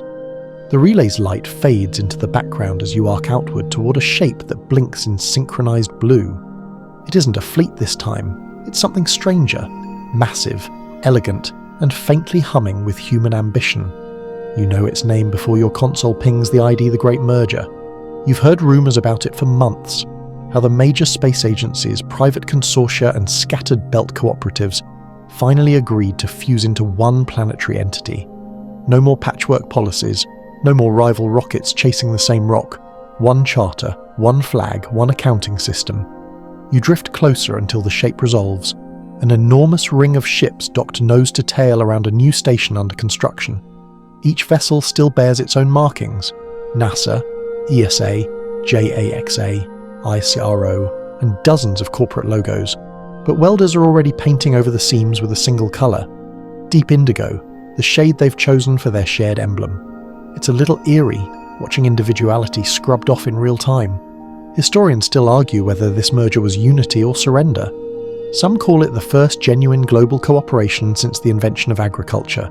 Others call it a monopoly with a planetary smile. Either way, it worked. Within a year, every launch license and mining permit flowed through a single governing body, the Solar Resource Consortium, or simply the Combine. Inside the main hub, the corridors smell like fresh paint and recycled air. Technicians rush past carrying crates of equipment, while diplomats glide more slowly, savouring the moment. Overhead screens play endless loops of press footage, smiling world leaders shaking hands in zero gravity, speeches about shared destiny, orchestras playing renditions of Ode to Joy slightly out of tune. You step aside as a group of miners clomp past, their boots dusty from asteroid work. They look uncertain amid the polished suits, like ghosts wandering into a museum dedicated to their own profession. One of them mutters, "So now we've got bosses for our bosses." You catch his eye, he shrugs. Progress in any century still smells faintly of management. A fringe tidbit floats through your mind. The idea of a unified space guild isn't new. In the 1400s, European traders formed the Hanseatic League to regulate commerce across cities. It started as mutual protection, ended as near total control. Historians still argue whether it built stability or crushed competition. The Combine's architects claim to know the difference. You're not convinced. You make your way to the observation deck where a crowd gathers around a circular window overlooking the fusion point, the exact place where all the old agency's data lines are about to be linked. A woman in an indigo suit steps forward. Her badge reads, Director General, Solar Resource Consortium. Her voice carries the kind of practiced calm you only hear at historic moments. Today, she says, humanity stops acting like a house divided. The sky's too vast for borders, too delicate for rivalry. From this moment, every orbit, every mine, every molecule belongs to all of us. Applause fills the room, polite and recorded for later edits. You glance at the faces, some genuinely hopeful, others calculating exchange rates in their heads. You wonder which group will win the century. The countdown begins. 10, 9, 8. Screens flash through each node of the network. When 0 hits, the lights dim. The data lines fuse, and for the briefest second, everything goes quiet. The servers syncing, the systems merging, the hierarchy reborn. Then the hum returns, louder, steadier. The Combine is alive. Historians still argue whether it was born in that instant or had been gestating for years through backroom deals and quiet desperation. Some say it was inevitable. Once data became the bloodstream of industry, someone had to be the heart. You drift through the deck as the celebration continues. Workers uncork bottles of synthesized champagne, and someone starts a slow waltz playlist. A man with a journalist's badge sidles up beside you. "You think this'll last?" he asks. You shrug. Empires always think they're eternal until the maintenance bills arrive. He laughs, but not entirely as a joke. The Combine will inherit every advantage and every flaw of its parts. Bureaucracy dressed in starlight. Still, there's something magnetic about the scene. Dozens of ships once competing now sharing oxygen and algorithms. Humans, for all their squabbling, have managed to coordinate across millions of kilometers. That's no small feat. Maybe unity, even messy unity, is worth the contradictions.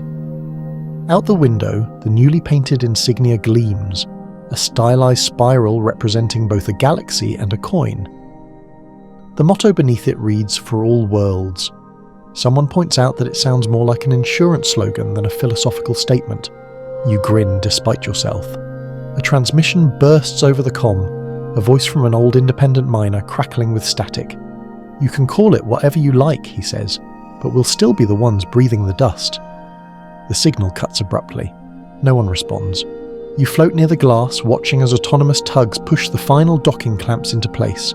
Somewhere below, engines flare, blue arcs bright against the dark. The hum of the newly unified network ripples through your suit, and you realize you're feeling something few humans ever have. A planet acting as one organism. For better or worse, the species just centralized its dreams. Historians still argue whether the Combine was humanity's greatest safeguard or its quietest extinction. Because once everything belongs to everyone, nothing really belongs to anyone. You push off the deck rail and drift backward, taking one last look at the ring of ships orbiting in perfect symmetry. The applause fades behind you, replaced again by the whisper of the void. Out here, unity and isolation sound the same. The indigo ring of the Combine glows behind you like a patient halo while you fall inward toward Earth. The planet's dayside catches the light. Continents veined with cities that sparkle brighter than constellations, oceans that shimmer like a single thought. It's a view you've seen 100 times, but tonight something feels different. There's a gravity that isn't just physical, a pull of culture, belief, and memory trying to make sense of a world that just merged its sky. Down below, the streets hum with the aftershock of that decision. Stock tickers have stabilized, treaties are signed, but the deeper tremor, the cultural one, has just begun. Because when wealth starts orbiting the sun instead of hiding in vaults, everything on Earth bends toward it. Language, faith, art, even love. Historians still argue whether this shift, when economics turned celestial, was the most profound identity crisis since the Copernican revolution. Centuries ago, humans learned they weren't the center of the universe. Now they're learning that wealth isn't the center of Earth. It's dizzying and nobody wants to admit how much. You coast through the upper atmosphere, listening to open radio feeds. A preacher's voice from Texas declares, "The heavens are the new Eden. Our duty is to tend them." Another, from Mumbai, insists the opposite. "Mining the stars is desecration. We are gnawing on God's bones." Meanwhile, a pop star in Berlin releases a single called Platinum Rain, and within hours it becomes the anthem of the decade. The chorus hook, "We shine because we fall." The cities glow like circuitry. Billboards project holograms of orbiting habitats and space jewelry. The word exo slips into everything. Exo fashion, exo diet, exo yoga. You pass a rooftop cafe where couples toast under holographic constellations, unaware that those same constellations are now crowded with satellites named after luxury brands. A fringe tidbit from this era always makes you smile. One avant-garde artist launched microspheres of gold dust into low orbit and called it the golden age of light pollution. Within a week, people on the ground were making wishes on artificial stars. Some called it vandalism, others called it the most honest prayer ever written. You drop lower, past the edge of clouds, into a museum district where a new exhibition draws endless crowds, the age of extraction. Inside, visitors walk through corridors lined with holographic asteroids spinning slowly in air. Children trace their fingers through simulated regolith. A plaque beneath one exhibit reads, "Forged in stars, return to makers." In another hall, a video loop shows early miners, grim, brave, and unglamorous. The narrator ends with, "They built heaven with calloused hands." The audience always applauds. Historians still argue whether this sudden burst of reverence for miners was sincere or nostalgia repackaged. but humans have always romanticized whatever they've just automated. You wander toward a park where a new sculpture rises, a twisting column of mirror panels reflecting both sky and soil. Tourists call it the Axis, though its real title is longer, the line between gravity and faith. People leave offerings at its base, coins, chips of meteorite, folded notes with wishes written in every language. You read one drifting past on the wind, "May the earth forgive our reach." Religion adapts faster than politics ever could. Old temples install telescopes in their domes. Pilgrims journey to launch sites instead of mountains. A Buddhist sect on Mars broadcasts meditations timed to solar flares. Meanwhile, conspiracy groups back home insist that mining has angered celestial spirits. They light candles every time a rocket launches, just in case. You smile sadly. Maybe this is what culture always does. Translates awe into ritual, guilt into symbolism. It's the only way humans know how to keep wonder manageable. A cafe radio below plays a comedian's routine. "So my landlord raised rent again, said orbital inflation, literally. I told him my paycheck hasn't left the atmosphere." The crowd laughs. Humor, at least, remains gravity-bound. From this height you can see new patterns etched into the world. Orbital elevators under construction at the equator. Solar collectors drifting in formation above deserts. Universities teaching interplanetary studies, where philosophy majors quote economic data like scripture. Humanity has never looked more futuristic, and never sounded more familiar. You remember an old line from Carl Sagan: "We are a way for the cosmos to know itself." He probably didn't mean through quarterly reports, but you suspect he'd still smile. Still, beneath the glitter you can feel unease. Cultures stretch, but not all of them stretch evenly. Rural towns whose minds closed a decade ago watch the sky, and wonder what it feels like to matter again. Artists protest that beauty shouldn't need a business license. And somewhere a child points at a bright dot and asks her mother, "Is that a star or a company?" The mother hesitates before answering. Historians still argue whether art and faith were diluted or deepened by this age. You're inclined to think both. There's an intimacy in knowing your jewellery, and your prayers come from the same asteroid. As night folds over the continents, you rise back toward orbit. Below, city lights mimic constellations. Above, constellations mimic cities.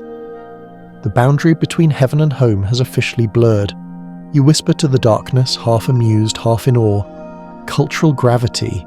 It pulls us even when there's nothing left to fall toward. Your visor reflects both Earth and the far-off refinery glows, and for a heartbeat they look identical.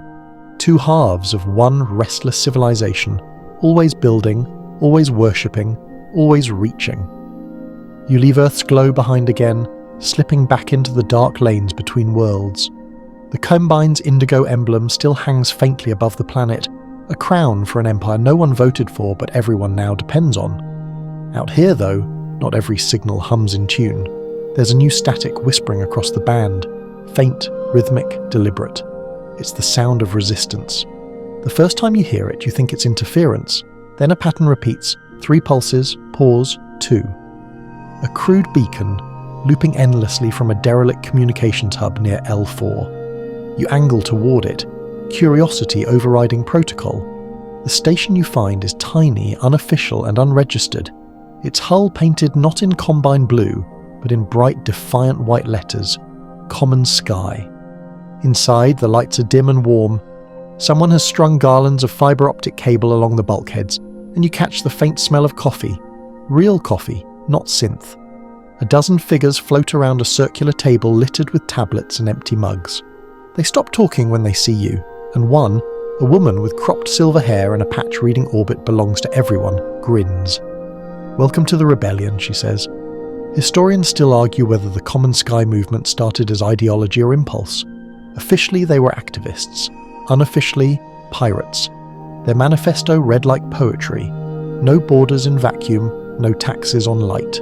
They demanded that space be declared a shared heritage, free from corporate or national claim. The Combine called them dreamers. The insurance companies called them terrorists. You hover at the edge of the room listening. They're discussing a mining convoy rerouted by the Combine's new quota system. They're stockpiling nickel while pretending it's for stabilization, one man says, punching data into a screen. We've confirmed 6 freighters sitting idle at L5. That's not logistics, That's hoarding. The silver-haired leader shakes her head. We don't fight with bombs, we fight with transparency. Leak the telemetry, and just like that, another whisper of rebellion threads its way through the data web. A fringe tidbit floats into your memory. Decades earlier, a group of environmental hackers on Earth used weather satellites to expose illegal oil drilling. They called themselves the Green Glasses. Some of the same people, or their students, now run Common Sky's code. They've traded hurricanes for heliocentric coordinates. You drift closer, reading their screens. It's astonishing work. Intercepting encrypted Combine signals, decoding orbital routes, publishing them live to every free network. One screen flashes with an update. Transparency drop number 47. Combine hoard confirmed. Comments flood in from Earth within seconds. Outrage, applause, denial, memes. Information rebellion travels faster than light ever could. Historians still argue whether Common Sky ever actually changed policy. The Combine publicly ignored them, but privately tightened their encryption and launched security audits that felt suspiciously like purges. Still, the movement spread. Student collectives, freelance engineers, even a few quiet sympathizers within the Combine itself. The cosmos had its first whistleblowers. The silver-haired leader offers you a mug. We're not anarchists, she says, floating cross-legged near a viewport. We just don't want a future where breathing space costs rent. Her words stick. Out the window, you can see the faint lines of orbital routes, each one owned, insured, and regulated. The stars beyond seem free, but the near sky is crowded with invisible fences. Someone plays soft music through a portable speaker, an old Earth folk song remixed with cosmic static. The chorus drifts through the cabin. The sky was never ours to keep, but ours to travel through. For a moment you believe them. A quirky little detail. Common Sky's signature protest is a zero-G sit-in. Dozens of activists link themselves together magnetically and drift across a Combine docking bay, blocking cargo tugs for hours. They carry banners printed with slogans like "No profit without orbit." Security drones film everything, but the footage goes viral before deletion. One reporter calls it the most graceful riot in history. Of course, not everyone's amused.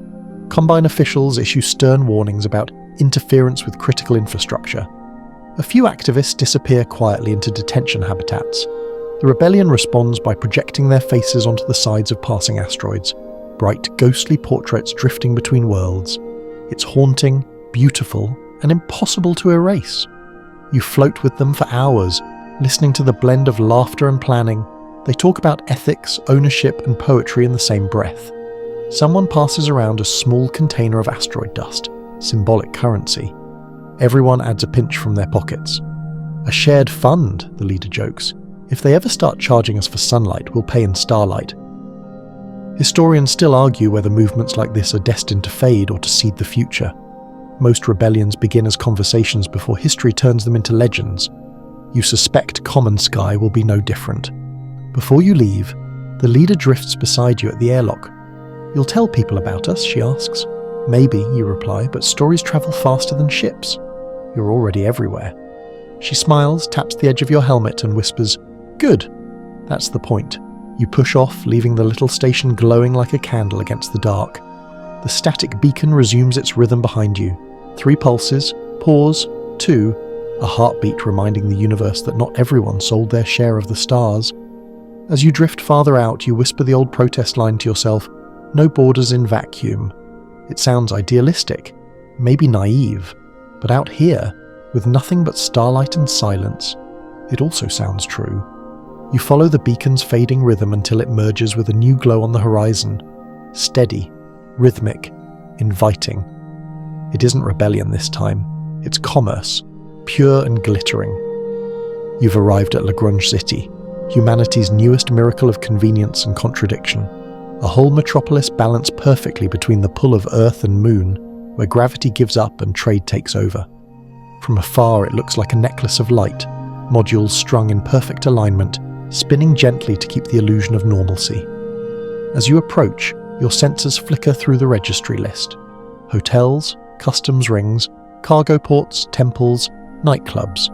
Each one owned by a different faction, yet all orbiting together in an uneasy dance. They call it the crossroads of civilization. Locals prefer a simpler name. the market in the middle of nowhere. You dock at the outer ring, greeted by a holographic concierge in a sequined suit. "Welcome to Lagrange City," it chirps. "Population variable, currency universal, morality optional."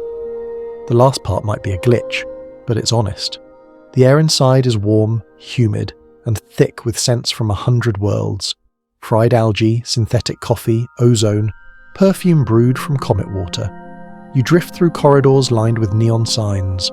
Meteor, Mint Exchange, Zero G Opera Tonight, Genuine Mars Sand, limited stock.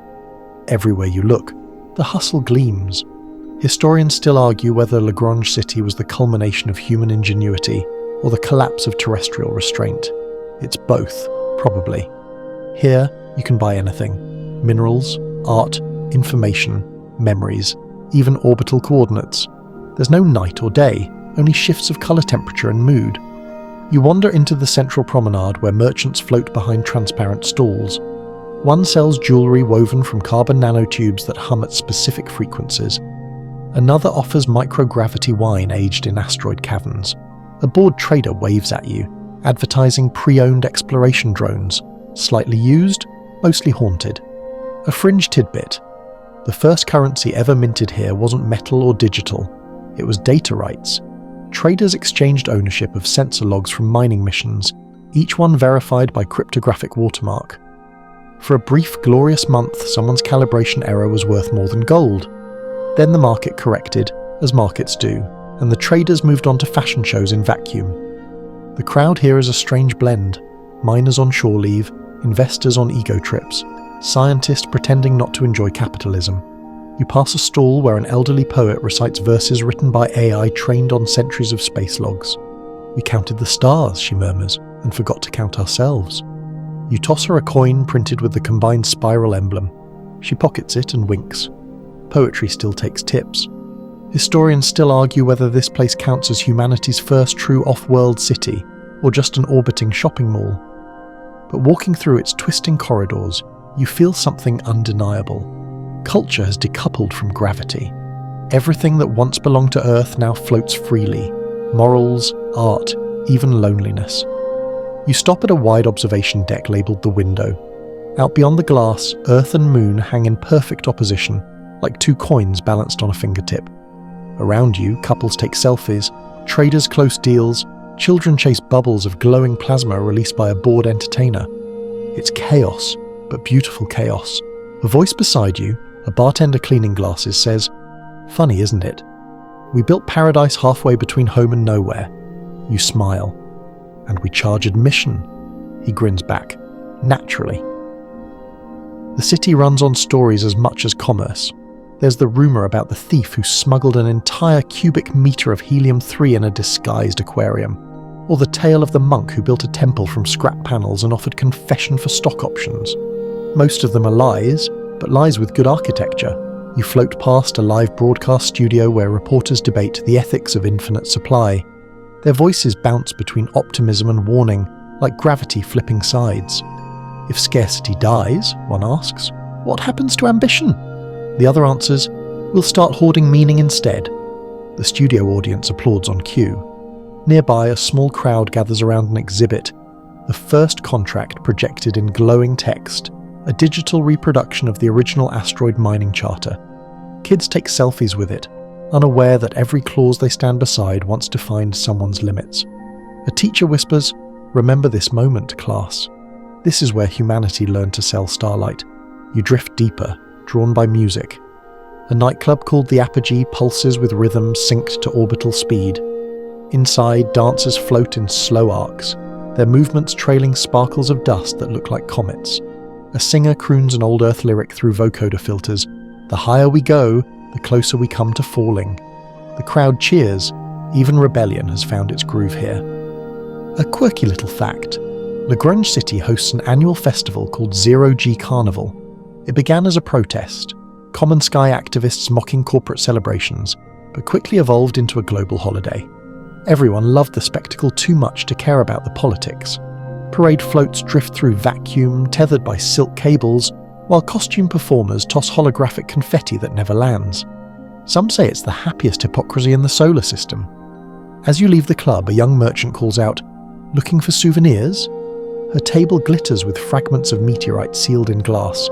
Each label names its origin: Vesta, Ceres, Psyche, 16, Euterpe.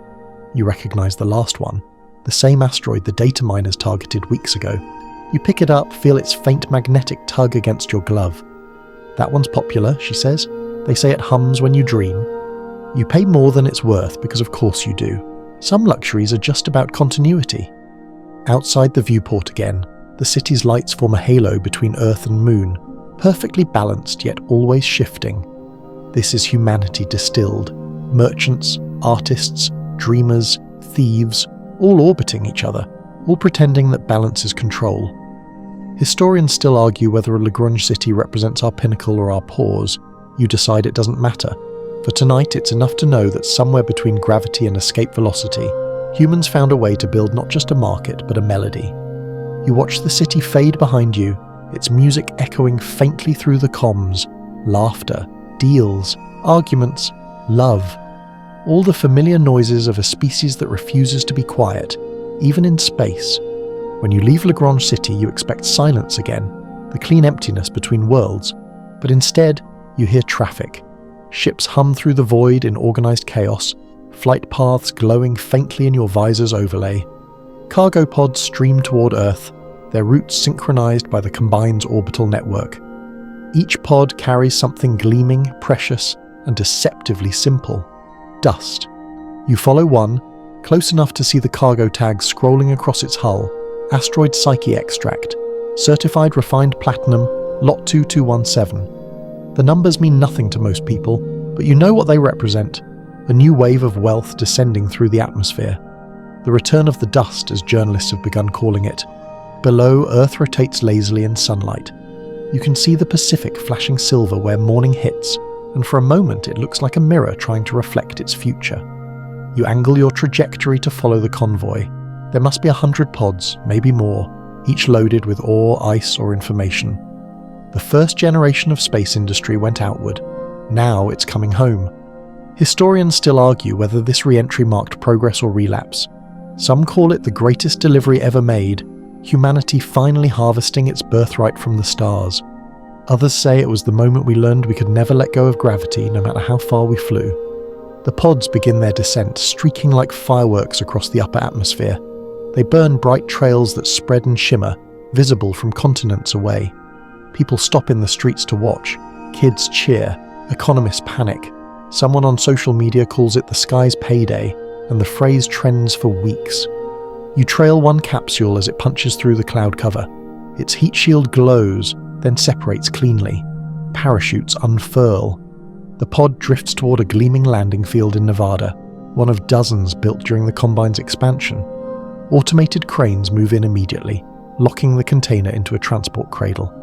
Workers in sealed suits swarm it, cameras flashing for the inevitable news cycle. First of the Psyche batch, one voice announces over the broadcast feed, 200 metric tons of pure platinum group metals, estimated market value. Well, let's just say the calculator's broke. The crowd laughs, but the joke feels nervous. A fringe tidbit floats into memory. Back during the original gold rushes of the 1800s, miners sometimes salted claims, sprinkling gold dust to lure investors. The difference now is scale. No one salts the ground, they salt the sky. Every capsule landing becomes a stage play, every ton of metal a symbol of success. But you can already see the cracks. Factories scramble to adjust. Governments argue over tariffs. If everything valuable falls from orbit, one commentator asks, what do we do with Earth's ground? The question hangs unanswered in boardrooms and classrooms alike. You drift high above, watching the pattern unfold. Cargo pods land in deserts, tundras, and ocean barges, each one tagged and catalogued. At night, from orbit, they look like stars blinking on the surface, new constellations drawn in reverse. Historians still argue whether this moment marked the true start of the post-scarcity economy, or merely its illusion. Prices plummet, accessibility rises. Jewelers advertise authentic asteroid metal sustainably sourced. Engineers build cheaper spacecraft using alloys once reserved for royalty. In some cities, public art installations sprout overnight. Fountains pouring liquid titanium, statues plated in iridium. For a year or two, the world sparkles, and then the unintended happens. Markets flatten. People realize abundance isn't the same as prosperity. Entire sectors collapse, not from shortage, but from sameness. When everything is precious, nothing is. One viral meme captures it best. An image of a child holding a silver coin under the headline, "Remember when value was heavy." You listen to an economist on the global feed trying to explain. We thought scarcity created inequality. We were wrong, it just gave it shape. Without it, wealth becomes fog. You can't grasp it, can't define it, can't share it. Down below, coastal cities celebrate with fireworks made from xenon flares. Irony in purest form, burning fuel mined in space to celebrate the profits of mining space. Humanity never met a loop it couldn't love. Still, not everyone feels triumphant. Farmers worry about soil devaluation as rural economies implode.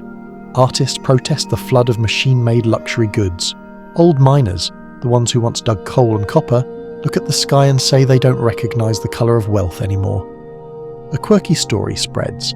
Somewhere in Switzerland, an eccentric sculptor melts a kilogram of asteroid platinum into a teardrop and tosses it into a mountain lake. Returning it to the Earth, she says, balance. Historians still argue whether it was art or madness, but the image goes viral. The drop of metal sinking slowly into mirrored water, leaving nothing but ripples. As you circle the planet, you notice something subtle. The more the dust returns, the dimmer the stars look. Not literally, the atmosphere's still clear, but metaphorically, psychologically. When people can touch the source of starlight, they stop wishing on it. You tune into a late-night broadcast, a philosopher on a talk show, voice tired but steady. We used to think wealth meant permanence, he says, but maybe it was always motion. Once the asteroid started to fall, we realized value doesn't sit still, it orbits. Below, a new capsule breaks through the clouds. Its contrail glows orange against the twilight. You watch until it lands softly near a cluster of blinking lights. Cameras swarm it again, applause echoing faintly through your headset. The spectacle never gets old, even as meaning slips away. Historians still argue whether the return of asteroid dust changed space economics forever, or just proved that economics was never about resources at all. It was about belief. Humanity didn't mine the asteroids to get rich. It did it to feel infinite. And yet, here you are, watching infinity fall one capsule at a time until the sky looks like it's crying silver tears. You whisper, almost without thinking, "Careful what you bring home." The words vanish into static, lost beneath the roar of another re-entry, another promise, another round of applause from a world that can't decide if it's winning or dissolving. By the time the last capsules touch down, Earth looks richer than ever, and somehow smaller. The maps have been redrawn not by conquest, but by credit line. Every port, refinery, and data node has become a nerve in a vast economic organism, pulsing with light and latency. You hover above it now, orbit steady, watching the new order find its rhythm. The age of scarcity is over, or so everyone keeps saying. Historians still argue whether this was humanity's final triumph or the beginning of its quiet unravelling. When resources stopped defining borders, nations started redefining themselves. Why fight over land when you can license a moon? Why invade when you can invest? It sounds civilized, but power never disappears. It just changes altitude. You descend through geosynchronous lanes, each one marked with combine beacons broadcasting ownership metadata. The signals form an invisible lattice around the planet, a web of agreements, patents, and automatic taxes. Below, you can already see the consequences. Cities gleam brighter than ever, but rural lights flicker out. Universities teach exoeconomics as a core subject. Children learn orbital coordinates before they memorize continents. You tune into a news channel mid-broadcast. The anchor smiles as she reports, the first high school has officially launched a microsatellite funded entirely by student cryptocurrency. They've named it Opportunity 2. Her tone is cheerful, but you can hear the fatigue beneath it, the same way newscasters once tried to sound upbeat during oil crises. Meanwhile, the Combine's headquarters in orbit glows like a small star, its indigo insignia now visible even to the naked eye. The world below calls it the lighthouse. Poets call it the eye. Detractors call it the meter, because it watches everything. A fringe tidbit circulates on underground feeds. one of the Combine's AI regulators, codenamed Hera, has begun drafting its own policy amendments. None have been enacted yet, but legal scholars whisper about machine lobbying. The term feels like science fiction until you realise there's no law forbidding it. Still, life continues. Humanity adapts because adaptation is what it does best. In Nairobi, families print their own jewellery from downloaded asteroid alloys. In Buenos Aires, cafes serve coffee brewed in vacuum kettles, advertising zero-gravity roast. On the Moon, a colony hosts the first EXO Games, where athletes compete in low-gravity marathons and magnetic fencing. Progress, absurd and beautiful.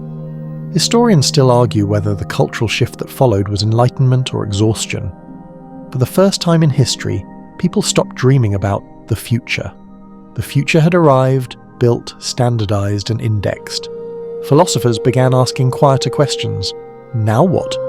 You visit a new university campus in orbit, its lecture halls curved along a transparent ring. Inside, a professor gestures toward a glowing sphere representing the solar system. Economics, she says, used to be about the management of scarcity. Now it's about the choreography of abundance. Students take notes on holographic tablets, though half of them are clearly daydreaming. Maybe abundance is hard to get excited about when you've never known lack. Later, in the university's atrium, a group of students debate ethics over recycled wine. One quotes an ancient line, "The love of money is the root of all evil." Another laughs, "Only if you can't print it." They clink glasses. It's not cynicism, it's normalization. Outside, a mural covers the station's hull, a sprawling image of hands releasing starlight into space. Its caption reads, "We are the economy now." You float before it for a moment, both proud and uneasy. A philosopher you admire once said, "Every utopia eventually runs out of nouns." Maybe that's what's happening here. The world has run out of things to want, and language is scrambling to keep up. A curious echo reaches your comm, the familiar static rhythm of common sky activists. They're still broadcasting, but softer now, less defiant, more like a lullaby. No borders in vacuum. The words sound tired but enduring. The Combine doesn't bother to jam them anymore. There's no need. Rebellion loses momentum when comfort wins. A quirky new ritual has emerged among spacefarers. Before returning to Earth, pilots release a handful of regolith into orbit, a symbolic gesture called paying forward. Some say it's gratitude, others superstition. You decide to try it yourself. You unseal a pouch of grey dust, sprinkle it into the black, and watch it spread like smoke. It catches the sunlight and glitters faintly, drifting toward nowhere in particular. Below, humanity is reinventing prosperity. Cities no longer measure success in GDP, but in radius. How far their trade extends, how many orbital nodes they maintain. Nations have become networks, their influence drawn not in borders but in bandwidth. A single corporation on Ceres can outvote entire governments. Bureaucracy has learned to travel at light speed. Historians still argue whether this was destiny. Maybe economics always wanted to be astrophysics, predictable, cold, and governed by universal laws. But people aren't particles, and value isn't gravity. You can feel it even here, drifting weightless. Beneath all the algorithms, humanity still runs on myth, the story that tomorrow will be slightly better than today. As night folds over the continents, Earth looks calm, maybe too calm. Somewhere in that glow, artists sketch on plasma canvases, monks recite prayers to distant suns, children learn to count in orbital periods. Civilization hums in a perfect loop, and you, watching from above, can't shake the thought that perfection isn't equilibrium, it's suspense. Something will shift again. It always does. You whisper to yourself, almost as a promise, the horizon always moves, and beneath you, the lights of 1,000 cities flicker like the slow blink of a planet learning to dream in decimal. You drift higher than you ever have before, beyond the geosynchronous lanes, beyond the blinking satellites, until even the Combine's blue insignia fades into a pale shimmer behind you. Out here, nothing hums except the gentle vibration of your suit's life support. You're weightless, quiet, and completely alone, save for the soft glow of a distant ore hauler sliding past like a ghost ship. Its engines hum low, steady, hypnotic. That's when it hits you, the quiet truth of it all. After centuries of dreaming, scheming, drilling and calculating, humanity has done it. It's rich beyond comprehension. It's mobile, it's industrial, it's everywhere. And yet it's still awake in the middle of the night, staring out the window of existence, asking softly, "Now what?" You angle your visor toward the hauler.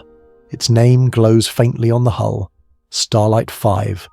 It's one of the new autonomous transports built to run for centuries. Inside, no crew, no chatter, just rows of sealed compartments filled with metallic dust and data drives containing the sum total of humanity's economic heartbeat. The engines thrum like a lullaby, perfectly rhythmic.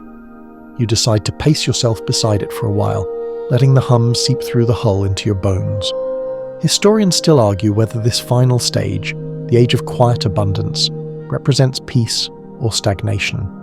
Some say it's the logical conclusion of progress. Humanity finally matured past desperation. Others whisper that something vital went missing when the chase ended. Desire was our propulsion, now we drift, efficient but aimless. Below, Earth spins in serene indifference. The clouds look like marble veins, and you realize that for all our talk of evolution, the planet itself hasn't changed. It's just watching its children grow up and move out. Maybe it's proud, maybe it's lonely. You open your comms to a wideband channel expecting static, but instead, a voice murmurs, a recording archived years ago. A miner's voice, crackling with interference. Hold on. You remember that fragment from the Belt Inferno, long before the Combine, before the politics, before the refinery rings. The phrase hits differently now. Back then it was fear. Now it sounds like wisdom. You glance toward the distant sun. Its light feels thinner this far out, filtered through dust and distance. Every beam that touches your suit travelled 8 minutes through everything humanity has built. Outposts, ships, wires, dreams. The fact that any of it still reaches you feels like a small miracle. A fringe tidbit surfaces. When the first deep space miners went missing, their families would whisper to the stars instead of praying. They believed the vacuum carried messages better than air. Decades later, radio telescopes picked up faint rhythmic pulses that some claimed matched human heartbeat patterns. Scientists called it coincidence. Believers called it proof. Historians still argue whether either side was right. You close your eyes. The hum of the hauler merges with your own pulse until the line between human and machine dissolves. This is what civilization sounds like now. A single, continuous vibration, steady, sustainable, maybe eternal. And yet, even as you drift, part of you misses the noise, the arguments, the protests, the gold rush fever. Progress was messy but alive. Now everything runs too smoothly, and smoothness, you realize, is just another form of silence. You picture the people below, a child watching a re-entry streak across the sky, an artist painting with metallic pigments, a farmer calibrating solar drones. You think about how every one of them lives inside this new rhythm, their lives synchronized to the orbit of prosperity. Maybe that's enough. Maybe peace doesn't have to roar. Still, you can't help smiling as an old memory flickers. Your first launch, the rumble under your boots, the crackle of atmosphere tearing apart, the thrill of gravity finally giving up. That moment when you realize that everything humans ever built was just rehearsal for letting go. You glance once more at the ore hauler. Its navigation lights blink slowly, fading into the dark. The engines emit a deep, low note that you feel more than hear. It's oddly comforting, like a heartbeat beneath an infinite blanket. You speak softly, half to it, half to yourself. Sleeping on Starlight, huh?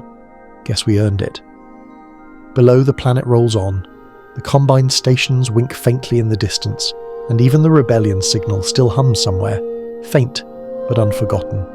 The entire solar system is alive, a glittering web of ambition and fatigue, promise and regret. Humanity, at last, has reached equilibrium. You let your body relax, arms drifting outward, and for the first time in a long while you feel tired. Not the exhaustion of effort, but the deep, satisfying fatigue of completion. Historians still argue whether this is how progress ends, with applause or with a sigh. Maybe both. Maybe it doesn't end at all. Maybe it just hums on quietly, like this hauler, like this moment, like you. You dim your visor, lower your heart rate, and let the sound of the engine cradle you. The stars blur softly. The black feels warmer than it should. Somewhere inside the hum you can almost hear Earth whisper back, "Rest now. The future can wait a moment." And you do. The hum deepens until it's the only sound left, the perfect, endless tone of the universe breathing. You let it fill you, slow and steady, each vibration softer than the one before.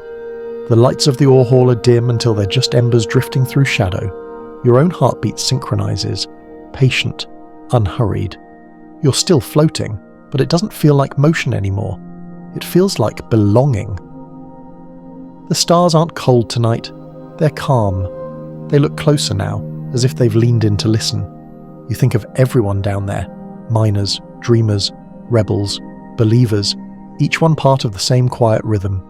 No more shouting over scarcity, no more scrambling for ownership, just breathing, existing, orbiting together. It's imperfect, sure, but it's enough. The engines pulse once, twice, then fade to a low murmur. Your eyelids grow heavy. The darkness around you softens at the edges, turning velvet. Every worry you carried starts to dissolve. Politics, economics, even memory, until only the simple truth remains. Humanity reached the stars not to conquer them, but to find a little more room to rest. So you do what the universe has been waiting for you to do. You exhale slowly. The last bit of tension leaves your shoulders. Somewhere far away the sun rises again, but up here there's no need to chase it. You're already part of its light, drifting quietly, peacefully, weightless. Sleep easy, traveller, the engines will keep watch. The stars aren't going anywhere.